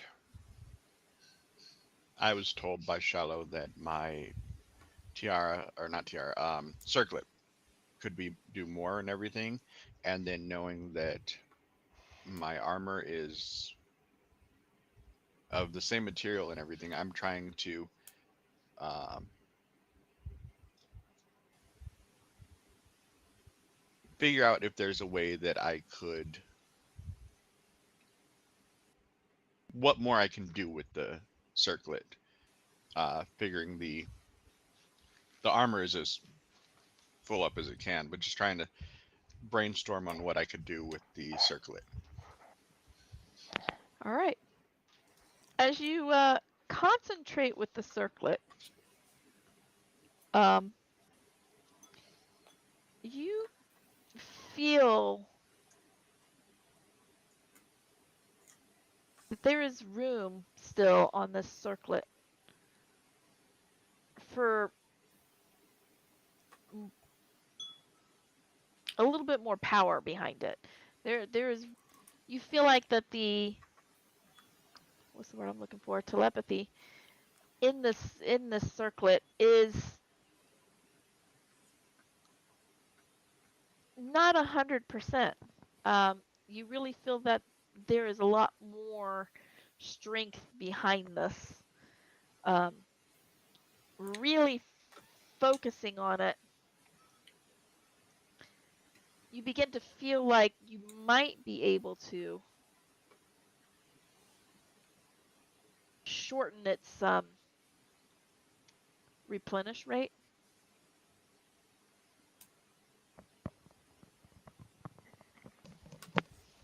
Do I feel that's a mechanical, like, forging of it more, or a need for an enchanter? Uh, you feel as though it's probably within you to be able to do this. This is something that you might just have to, you've used it several times. Sometimes the replenish rate is really quick, and then sometimes it takes longer. And you're starting to realize that some of that time when the replenish rate is a little bit shorter, you feel like you might be able to push it to be shorter, either through your own use of magic, aka mechanically sorcery points, or um, or just over time through use, becoming comfortable with it, where it becomes kind of second nature. Okay.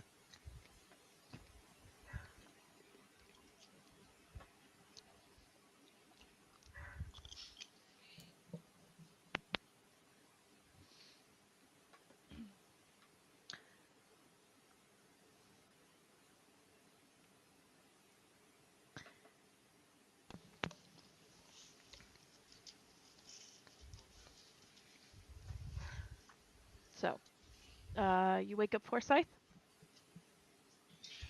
I thought Forsyth took first watch. No, he Nope, took third third. watch. Oh, there.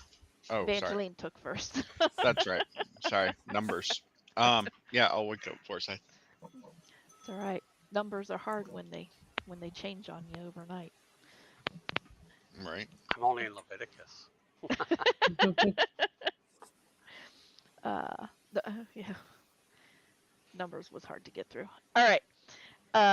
So Forsyth, you wake up, and with your roll, you kind of hear the same thing that Evangeline heard. You hear kind of a cracking sound in the distance. It sounds like, I mean, you've spent enough time in the woods and you're attuned enough to nature. It does sound like a tree is like it loses a limb. You know, it just gives way, falls off the Okay. tree. It's what it sounds like. Um,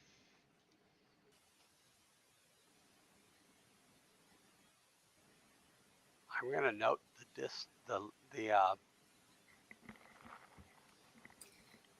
angle of the sound where Okay. it's located, and keep track of that particular direction. Okay. All right. You continue to kind of watch that direction. Um, as the sun rises, you do realize suddenly, I mean, it's a very slow process over time, but as the sun rises, you get a better picture of it. I do realize you have Right. dark vision, but um, you get a better picture of it. And you do suddenly realize, I'm pretty sure that tree over there moved at some point during the night. Okay. I'm going to, once everyone else starts waking up, getting sustenance ready and all that, I'm actually going to walk over to the tree and put my hand on it Okay. and It see doesn't if seem to I react.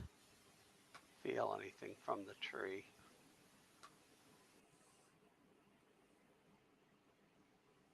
Um, What do you use?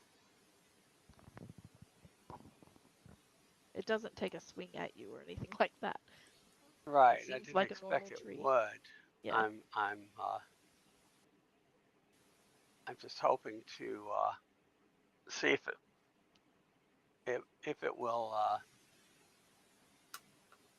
communicate with me at any level. I didn't want to cast anything, but All right. It doesn't. You don't get the sense of any kind of maliciousness or anything. mm-hmm. Um, you don't get any sense like that from it. You feel like it's just a tree, and it does not seem to be communicating with you. Okay. So there's something more going on in here than just the trees. Okay, no problem.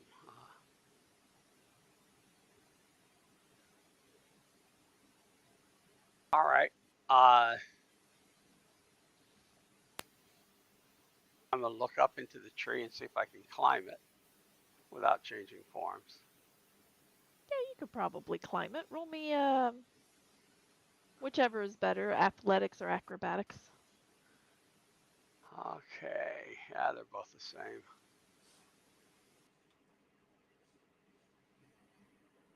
23. A 23, yeah. That's not too much trouble at all. It you have to kind of shimmy up the trunk just a little bit to catch its lower branches, but it's not too much trouble. There's enough knots and stuff that you've got some handholds, and you can jump up into the branches and you can climb as high as the branches will hold you. Okay. And I will look out over the landscape and back down the tree. All right. Back down the tree, it looks the same as when you climbed it. You look over the landscape, and it does look a little bit different from what you recall from when you were flying over. Okay. But it Such seems like as many trees might have shifted. some of the trees have shifted. Hmm. Your cluster of trees seems to have remained the same as when you woke up. They were all in the same spot.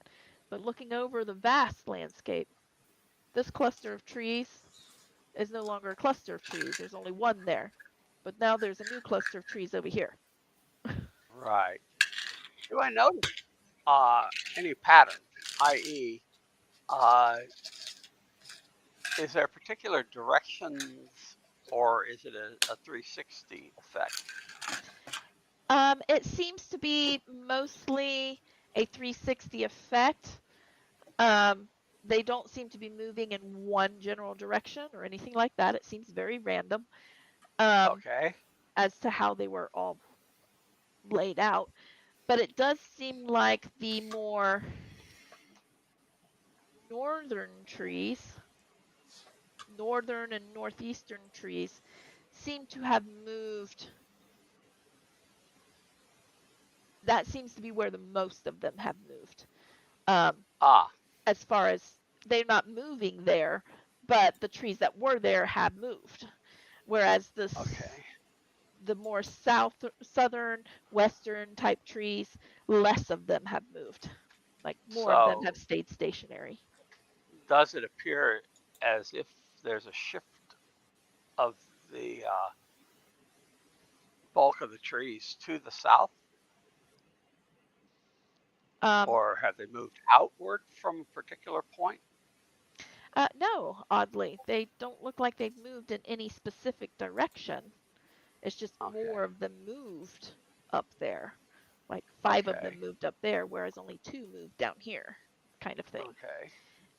So it seems that whatever maybe is empowering these things to move might be coming from further north or whatever, and it's dying out at this point. So there's not as many that's being affected. Okay. No worries. I'm going to join the rest for sustenance. And then I'm going to, morning repast, breakfast. And then I'm going to say, you guys need to walk a while. I'm going to do a little bit of flying to the north. And I will change into eagle form and I will scout to the north.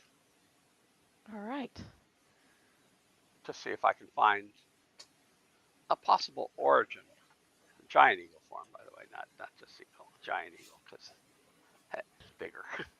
Right. Okay. The other 3 of you, you see Forsyth kind of check out a tree as you're waking up. You're like, what is he doing? He comes back. He lets you know, hey, I'm going to fly this direction for a bit.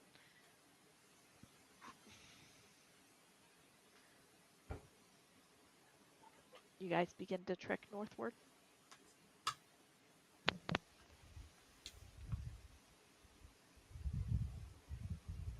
Yeah.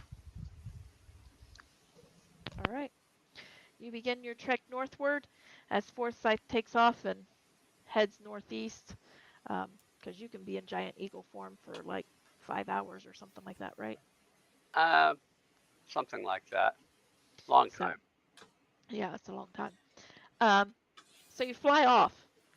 You do notice as you're flying off, I mean, you don't know exactly what any of these trees looked like before you stopped, only those that were like in the immediate area. So you don't know if any of them have moved or not. But as you fly off toward the northeast, you do begin to see a giant peak coming up from the Black Riage. It seems to be one of the highest peaks there. You believe that has been recorded as Mount Zanils. Okay. Zanilus.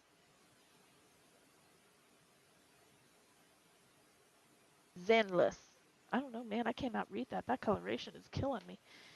Zanlis, I believe. Yeah, I was looking for the map. I thought we had the map on there somewhere. Oh, I can change that for you if you'd like me to. Well, I thought it was on the Discord page, but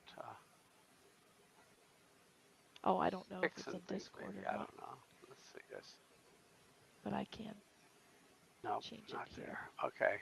Yeah, I thought maybe we had the map there, but I don't see it at the time. I can change it in Owlbear, so if you want to look at it in Owlbear, it is now there. Okay, no problem. I shall open that. There it is. Okay. Okay. So we're on the Black Riage. Yeah, Mount Zanlis is here. Zanlis, yeah. Zanlis. So. Zanlis, yeah. Zanlis. Okay. So yeah, you do see that peak off in the distance as you kind of fly that way. Maybe something's happening under Mount Zanlis. or on Mount Zanlis. You're not Right. really sure. Um, Okay. And we're headed towards the like the obelisk of the water god or something, or oh, Charmand. Okay. mhm, yeah, because that's where Strolduck. That's where Strolduck's manor is, anyway. You Right. believe him to be Okay. there. That's so that's less than a 1 day trip by Windwalk. Yeah, probably. You might get there at dusk, but Well, yeah, we might leave early in the evening and get there at daybreak. or at daybreak. Yeah, Yeah. So depending on what you guys okay. decide. I think I will fly back to the rest and and let them know that after we finish at Charmand, I'd like to visit this Mount Zanlos, which is just just a little to the north of east from where we will be, and that I'd like to go there so that we can find out what might be affecting the trees in this area because they are moving and it seems to radiate from there.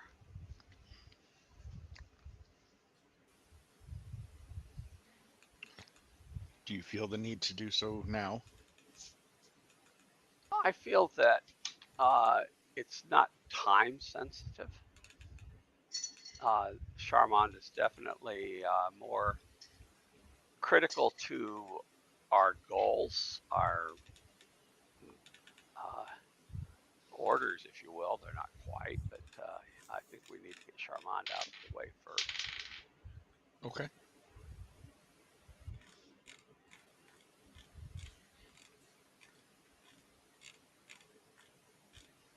All right, you continue onward to Charmand. Do you use your wind walk? Ah, of course, because this makes sense. All right. As you wind walk across the plains or the foothills, it becomes rockier heading toward Charmant. You do see more mountain as opposed to plains or grasses as you head further into the Black Riage to hit Charmant. Um, you come upon the city's grandeur. You can kind of see some of the marble structures because this is a beautifully built city among some of these crags and crevices of the edge of the mountains.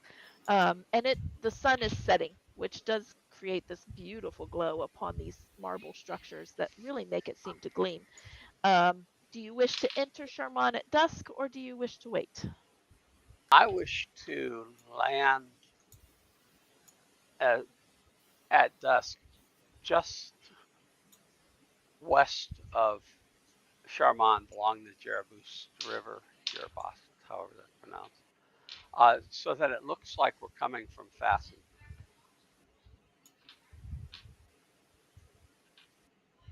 All right. So, unless somebody has something else to say, that's where you're going to land. Because the other three of you are very quiet tonight. I don't usually get to take the charge. You're letting the unpredictable one run the show tonight. You never know what you're going to get. But whatever it is, it's going to be interesting. All right. You land. But yeah, we come to the ground or away from the city, at least a couple miles away from the city, so All that right. we can join whatever path, cart path, wagon trail, whatever, from Fasten to Charmand, All right. without anybody seeing us join it, but the presumption that we were already on that path. All right. That sounds good. You fly to the western southwestern side of the city. You do quickly find a fairly worn path between Fasten and Charmant. It does seem like Charmant provides Fasten with supplies, and Fasten in return also brings in supplies to Charmant of what they farm. It does seem to be a farming village. And you do land along that path. You change back into your regular forms and you begin to head towards Charmant. I change into a girl form Okay. to go with Um, the tiara. to go with the tiara. You're going to treat everybody like your servants. Excuse me. Not quite, but yeah, we'll see how that works out. All right. You head towards Sherman. You reach Sherman just as the sun is starting to set. They do seem like you do have some guards there that are overlooking people coming into Sherman. It looks like they are getting ready to close the gate, but they are letting in the last bit of stragglers for the evening. And you hit the tail end of that coming into Charmant. It is late. What do you wish to do in Charmant? You're in the lower portion of Charmant. There's lots of stone stairs and various bridges and whatnot to hit other points within the city. You do know that Strolduk lives closer to the inner city, which is the higher peaks and the marble structures. Fix, you're up. Or is it Cadet that's going to be up for this? Anybody can be. Y'all know Strolduk. Yeah. Unless you want to do something else with the city. Cadet, you are Chuck is muted. talking. Oh, I didn't even realize I was muted. Vix talked to him last time, mostly. Mhm. I'm up for talking to him. Well, lead us to him. No, go to his keep. All right, you go to Lord Strolduk's keep. As you arrive there, it has been almost an hour after sunset. The guards at the gate, uh, they halt you. I'm sorry, I missed that. My dog was barking. That's all right. Mine whines every now and then, but hey. Mine are in bed. um, Mine's a cat. you work your way to Strolduk's. That's true. You work your way to Strolduk's. It's about an hour after sunset by the time you make your way there, traveling the various levels and bridges and such. You reach the edge of his keep. There is a guarded gate. You remember this, and the guards at the gate halt you. Is it the same guards as Halt. before? One of them looks familiar. I'll look to him and I say, "Do you remember me?" He kind of looks at you, looks at the Rolls group. history. I remember you three. I don't remember her. Well, Points at Forsyth. then you remember the majority of us. We seek to speak with your lord. Oh. You've never heard of gender dysphoria? um, so he goes, "Is it urgent?" Extremely. He turns and he hollers. A young boy kind of jogs across the lawn. His voice carries rather nicely. Young boy jogs across the lawn. He says, "Send a message to the Lord that he has visitors." And he'll give a little nod and say, "Yes, sir," and runs off to the house. Then then him and the other guard opens the gate, says, "Come. You can wait for him in his study." Much appreciated. They shut the gates behind you and One of them stays at the gate, while the one you don't recognize stays at the gate, while the one you recognize leads you to the house and into the house, and to the sitting room. It's not really a study, but it's into the sitting room that you have met him before. Mhm. And as he begins to leave, he says, "Please make yourselves comfortable. Uh, some refreshments will be out here shortly." And as he walks out, you see him interact with one of the servants, and she disappears back to the kitchen, and he heads out the door. Okay. I will take a seat and wait. All right. I Anybody want else? to cast see invisibility. All right. You cast see invisibility. Oh, and Forsyth has the tiara. Everything looks normal to you, Forsyth. Yeah. However, you do see a small orb up in the corner of the room. Evangeline, you're going to also see this. Kadeth, if your detect magic is up, you are going to also see It this. would be at the moment, yeah. I believe I don't remember what's, essentially scrying is up there. It's really more of a clairvoyance, per se. It's like a security camera. Yeah, it's more like a Right. security camera. That's what you're gathering from it. Too bad you can't reuse that darkness thing. Yeah. Well, there's One no time need use. for us to speak or anything, so there's no need for us to be concerned. True. He knows we're in here.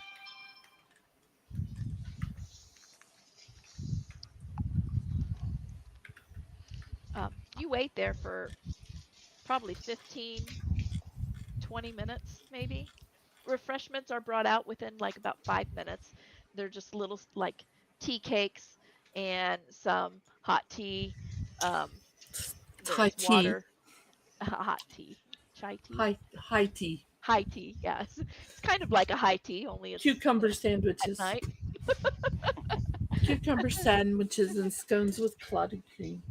Yeah, basically. Um, they are brought out because they're quick and easy to make, and well, some of them are quick and easy to make. Others are, left over from earlier in the day that they keep around for midnight snacking. Um, and so that is brought out within about 5 minutes, um, with hot tea and whatnot. So you guys may have refreshments. Um, but it takes about 20 minutes for Lord Strolduck to come down. Do you do anything during that 20 minutes other than invisibility and make see in the thing? Look about the room. Okay. It looks to be pretty much the same. One thing, roll me perception, all of you.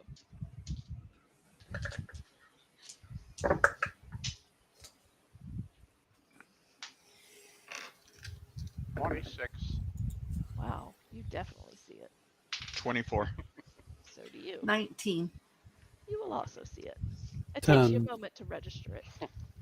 Kadeth, He's you see cutting that his there's something new fingernail. there, but you're like, I'm not really sure what I'm looking at, but there is something new. As you guys are led into the sitting room, just to catch a glimpse out the side eye, Kadeth, you're like, oh, well, that's new. I'm not sure what that is, but that's new.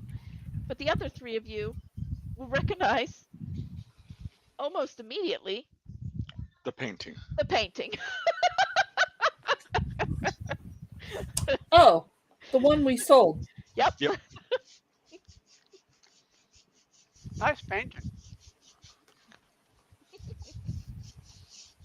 Kadeth, after being pointed out, you're like, oh, yeah, that is the painting, isn't it?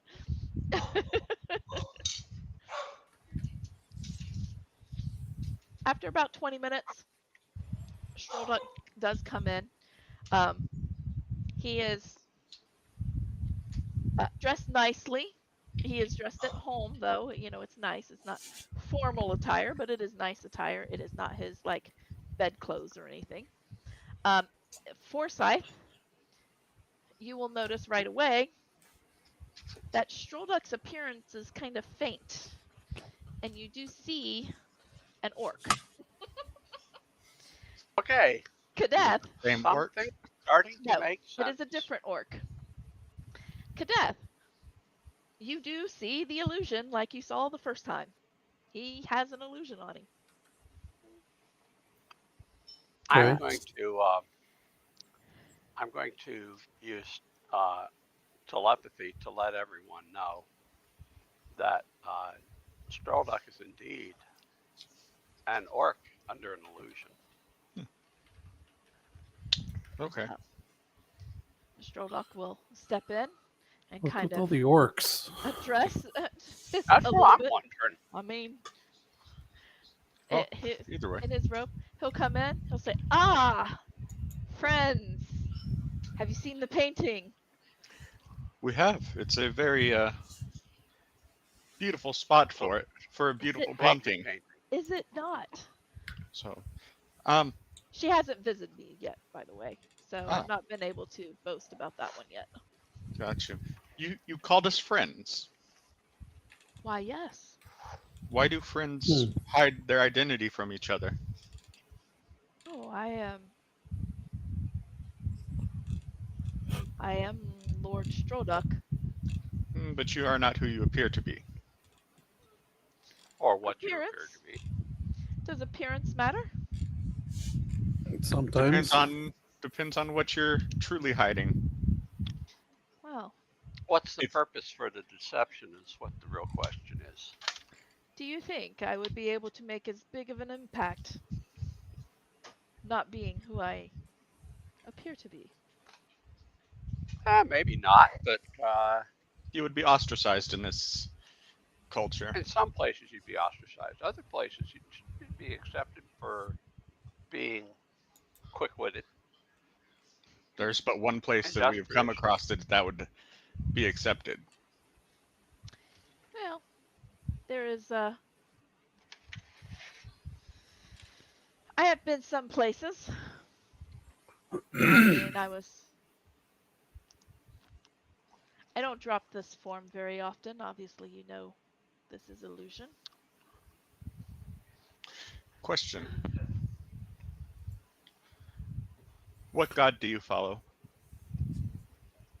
Why? Doesn't matter. Yes. Very much so.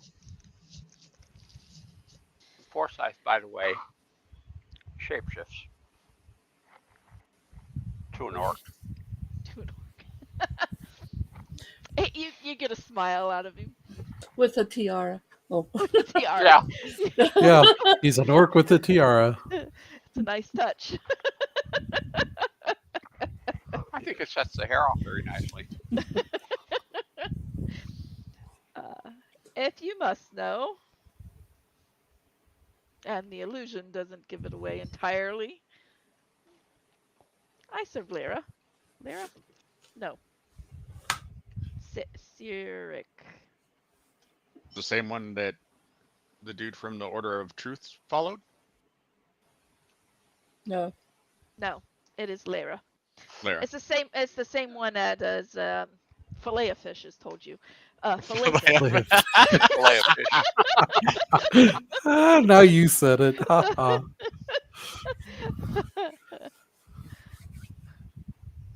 Fillet of the fishy. Fillet of the fishy.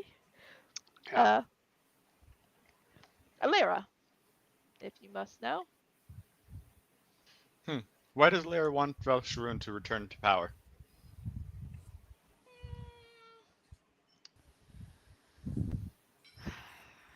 Well, she does like to stir up a little chaos. But for the There's most chaos part, and there's insanity. yeah, this is true. But for the most part, it's not that she wants to. She's looking more into the lies and deception. I mean, appearance again. Lies and deception are something I'm becoming well aware of and well versed in. But bring about the calamity or a calamity is not something that I am keen to see happen. Well, I choose not to have a calamity either, but, well, I often think of myself more as a, shall I put it, fence sitter.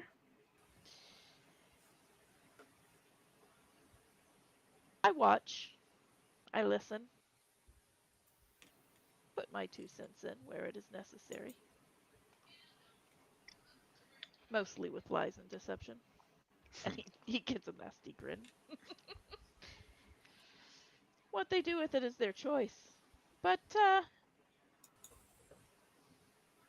keeps me out of their purview. How much communication do you have with your god?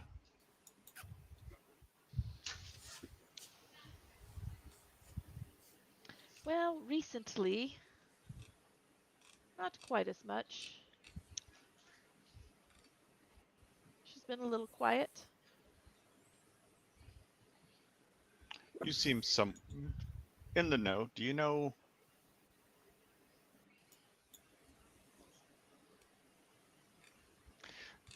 my family business? Mm.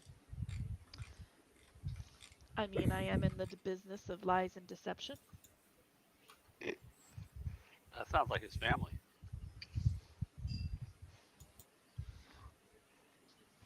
That was an undertone. Are we? And I imagine your compatriots know. I point to where the orb was the other saw. Is there anyone on the other side of that?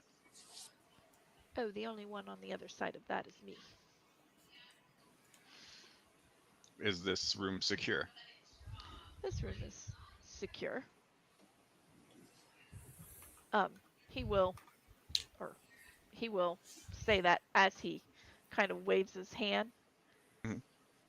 And Cadet, you will see a barrier pop up. Okay. Yes, my companions know. Yes, I am very aware of the Jagged Dream.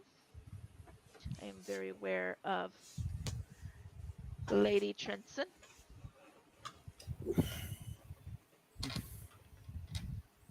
Although Grapevine says there has been a new leader in town, I do hope your mother fares well. My mother fares very well. She is enjoying retirement. Very well. I can only assume yourself or one of your siblings then probably took on leadership. Probably. Somebody well suited for the position has. Very well. I mean, that's probably the only way she would have lived in that transition.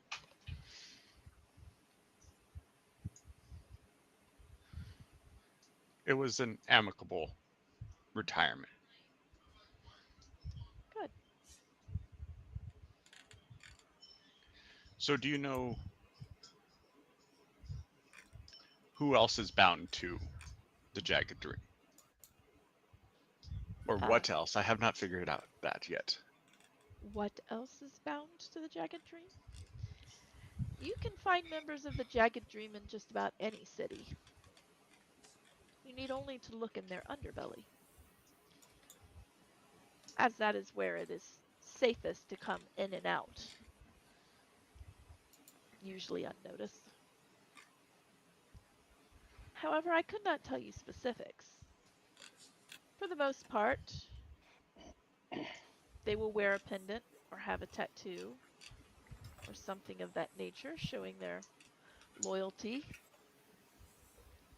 but that is not always the case. Do you know of who else that serves your god is bound to the jagged dream. He gets a little smile and chuckles a bit. Like, yeah, I do believe you have one by the name of Philethus in your home.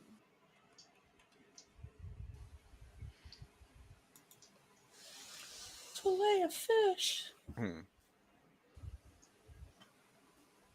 How would you like to hop off of that fence? Depending. What Well, uh what do you propose?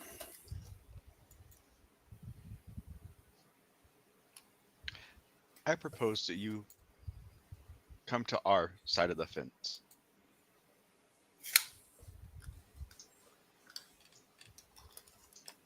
I am not opposed to this, but what is in it? Well, if we have our way, survival, the lack of a calamity,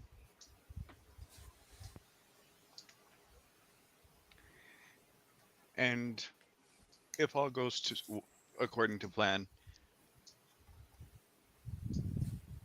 I will ensure that you receive her keep and her lands and her holdings.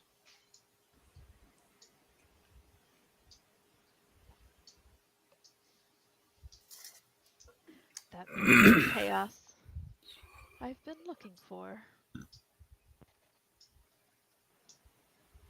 But she will, if I get my wish, no longer be of this world. She has wounded my family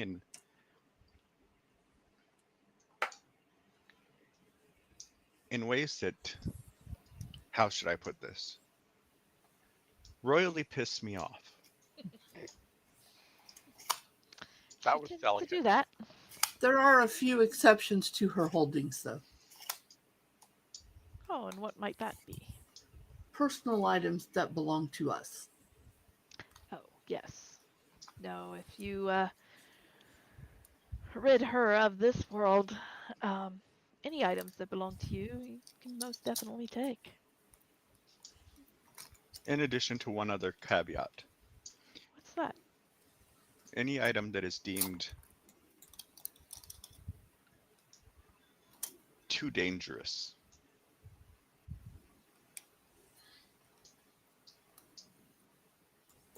and I'm not talking simply swords and magic books. She has many items in her possession. Not all of which are magical or even mechanical.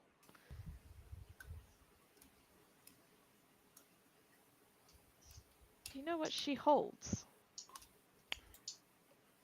Besides my sister, Besides that, I do knew she tell. had somebody. I was not sure it was your sister. Which one? What else that she holds? Deep within her keep, she displays the spines of her enemies. I am Yes. aware. She deems her enemies. She has about 30 of them. Oh dear. Are you sure your sister is still alive? Yes, but not quite my sister at the moment. Interesting. The Very means of which dangerous. the means of which is not to be transferred. Interesting. So that confirms that. I always suspected that she had such a creature.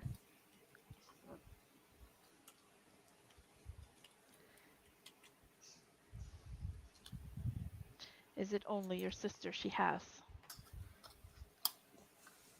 That we are currently aware of.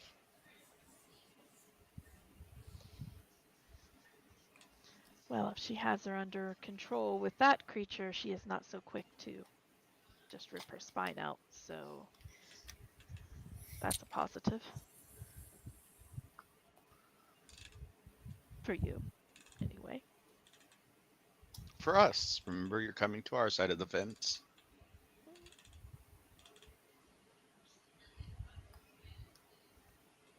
What would you like me to do? What's your best at? Lies and deceit. Lies and deception? Sure, I can do that. Been doing it all this time. And information. For us. Tell me what you would like to know, and I'll tell you if I know it.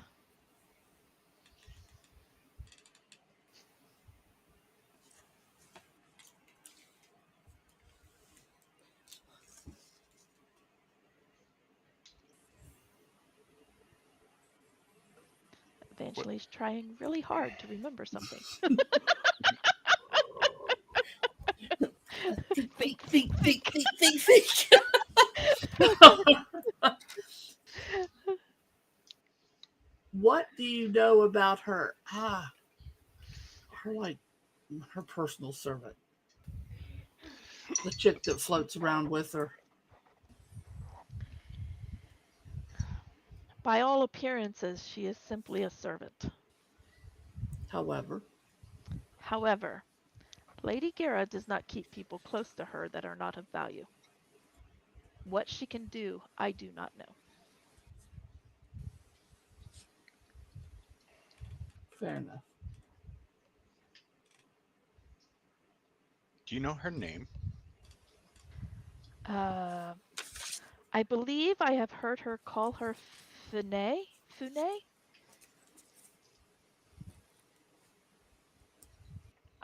She does not usually use her name. Last name unknown. Understood.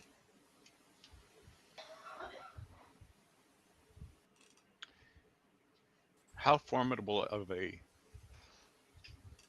combatant is she? Hmm. She is quite formidable of herself. Um, but as I'm sure you have seen, she rarely travels alone. Those in her company are just as formidable.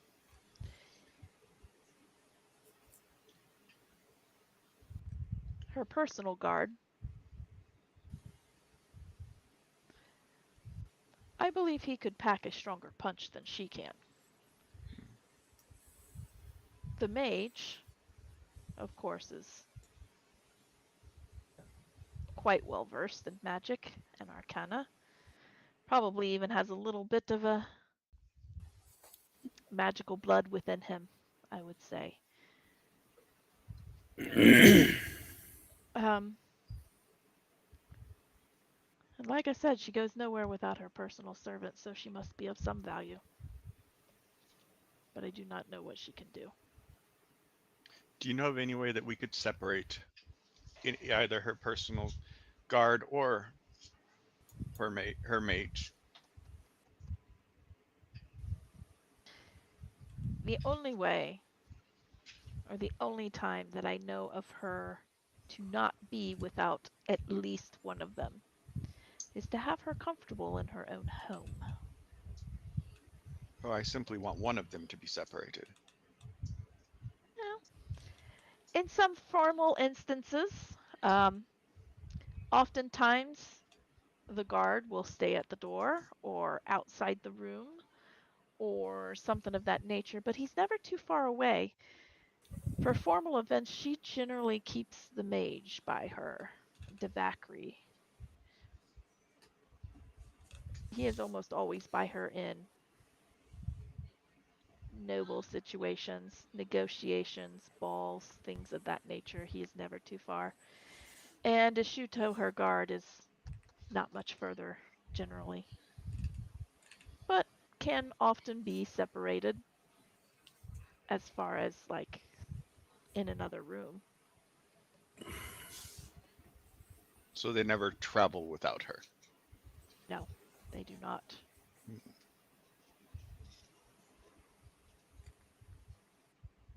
They'll send errand boys.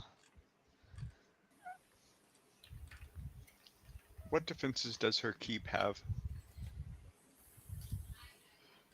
Aside from the ward that will negate any illusionary magic when you walk into it.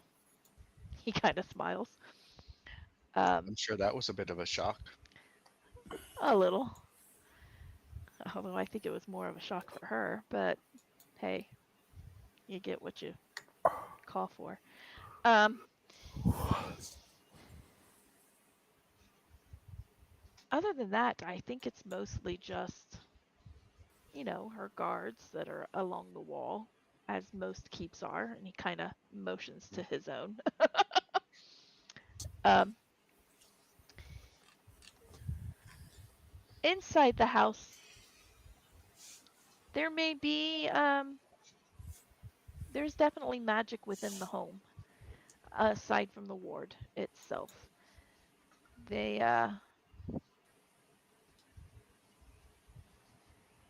it's possible she may be able to call upon some of the magic of the home to entrap, ensnare, um, nullify any threat. I'm sure it's been placed there over many a year by Devakri, but it is within her control. Hmm.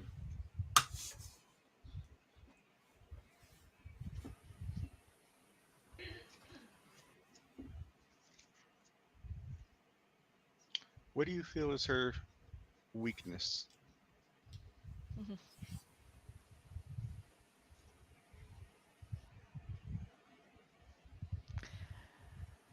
I do not know, other than her very prized collection.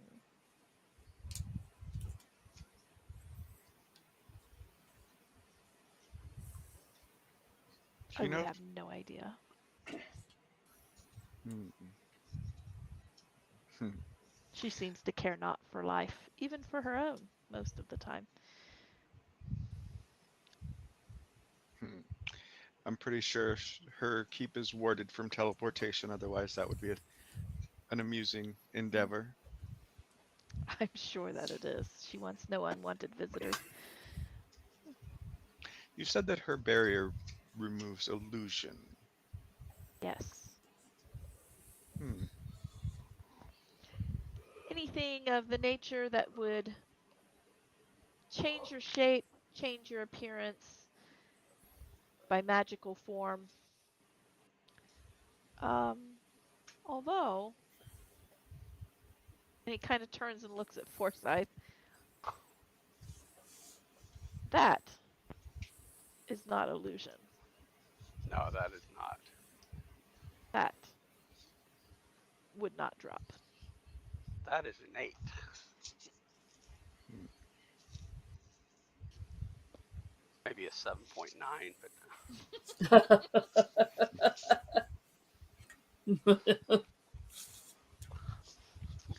Oh man. Do you know if she employs any sort of true sight?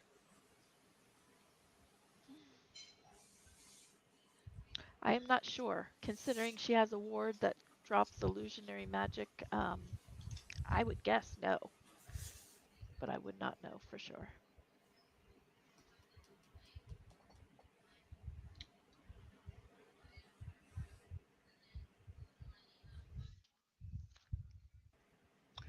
I'm going to take a moment and focus. Other than the three others, do I feel the presence of any jagged dream nearby? Um, you take a moment and you don't sense anything in the immediate presence. You get a very faint sense that there might be somebody within the city, Mhm. but not here, not in his estate. with a 15 insight, does he seem to be giving the whole truth. As a 15 insight? Yeah. Yes, he does. Okay. I would like to, if possible, also Sure. try to be insightful. Be insightful. That is a 24. You woke up. Oh no, he's got second wind. Yes, That's actually. because he's been eating beans. You definitely, right? You definitely feel like that he is being truthful. What he's saying is actually true. But there's always that bit of you feel it within the words that there could be truth can be manipulated. Yeah. Statistics don't lie, statisticians do. Yep.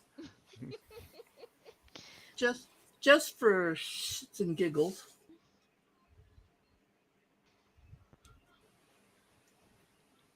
I'm going to pull out my book and quill. All right. I want to evoke a response of some kind, hopefully. I mean, he definitely watches you, raises an eyebrow. He's just, Does he but he doesn't appear say anything. to know what it is? He Well, an definitely, insight or I would say he definitely, without an insight, he definitely recognizes it. okay, You can roll me an insight to see if maybe he knows exactly what it is, exactly or what if he it just is. recognizes it. I He don't knows think what I have it any is. pluses. Okay, that's a 16. As a 16. I'm not very good at insight, so. Yeah. At a 16, you definitely know he recognizes it. He's seen it before, but you're not really sure if he knows exactly what it is or what it does. Okay.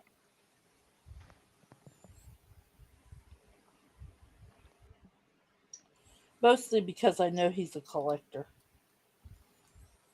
Mhm. That's why I wanted to.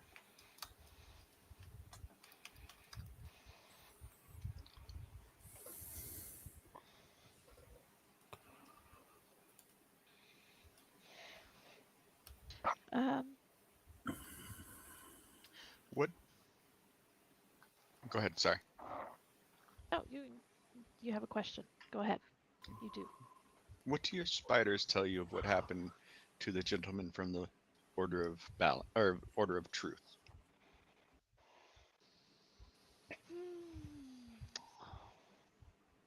From what I understand, he is of no use to his god anymore.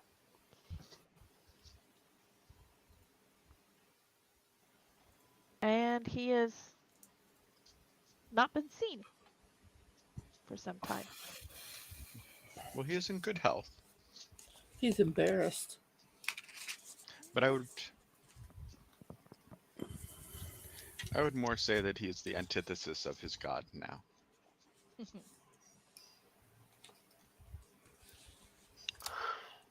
It's one down. Just so you're aware of how serious we are about this.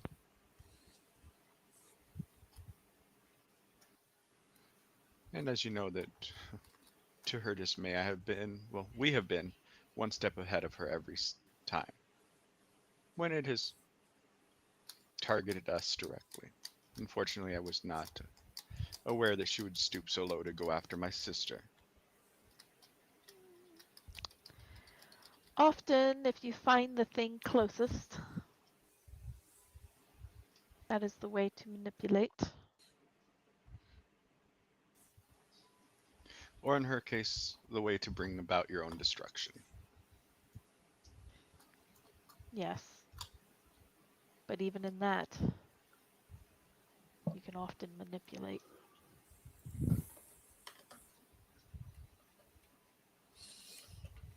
You say one down. We're looking to make 2 down. Yeah.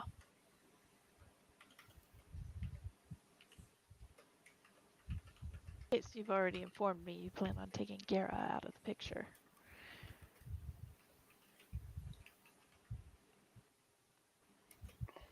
So 2 down. Oh yes, she would be one involved. I believe that she's speaking of you. Oh, myself. Oh, well, I mean, if you want to see it that way, by all means. But I will not vocalize it. Not if you want me to keep up lies and deceptions. And outside of this protection, we will not vocalize it either. Good. Have you a place to stay for the night?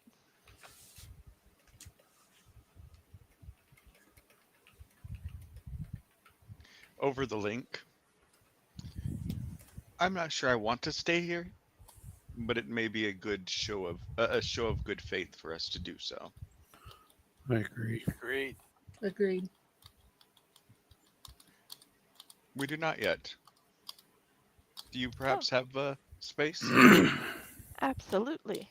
I'm always prepared to entertain guests. Much appreciated. He will kind of wave his hand, and the ward will drop, and he will step to the door, and he will call out, and one of the servants will come up, and he'll say, please, prepare rooms for my guests. She'll be taken aback a little bit by the orc standing in the room. And Can we talk about the orc in the room? she will give a little nod and Not head with off. what's the elephant ones? The Loxodon. Yeah.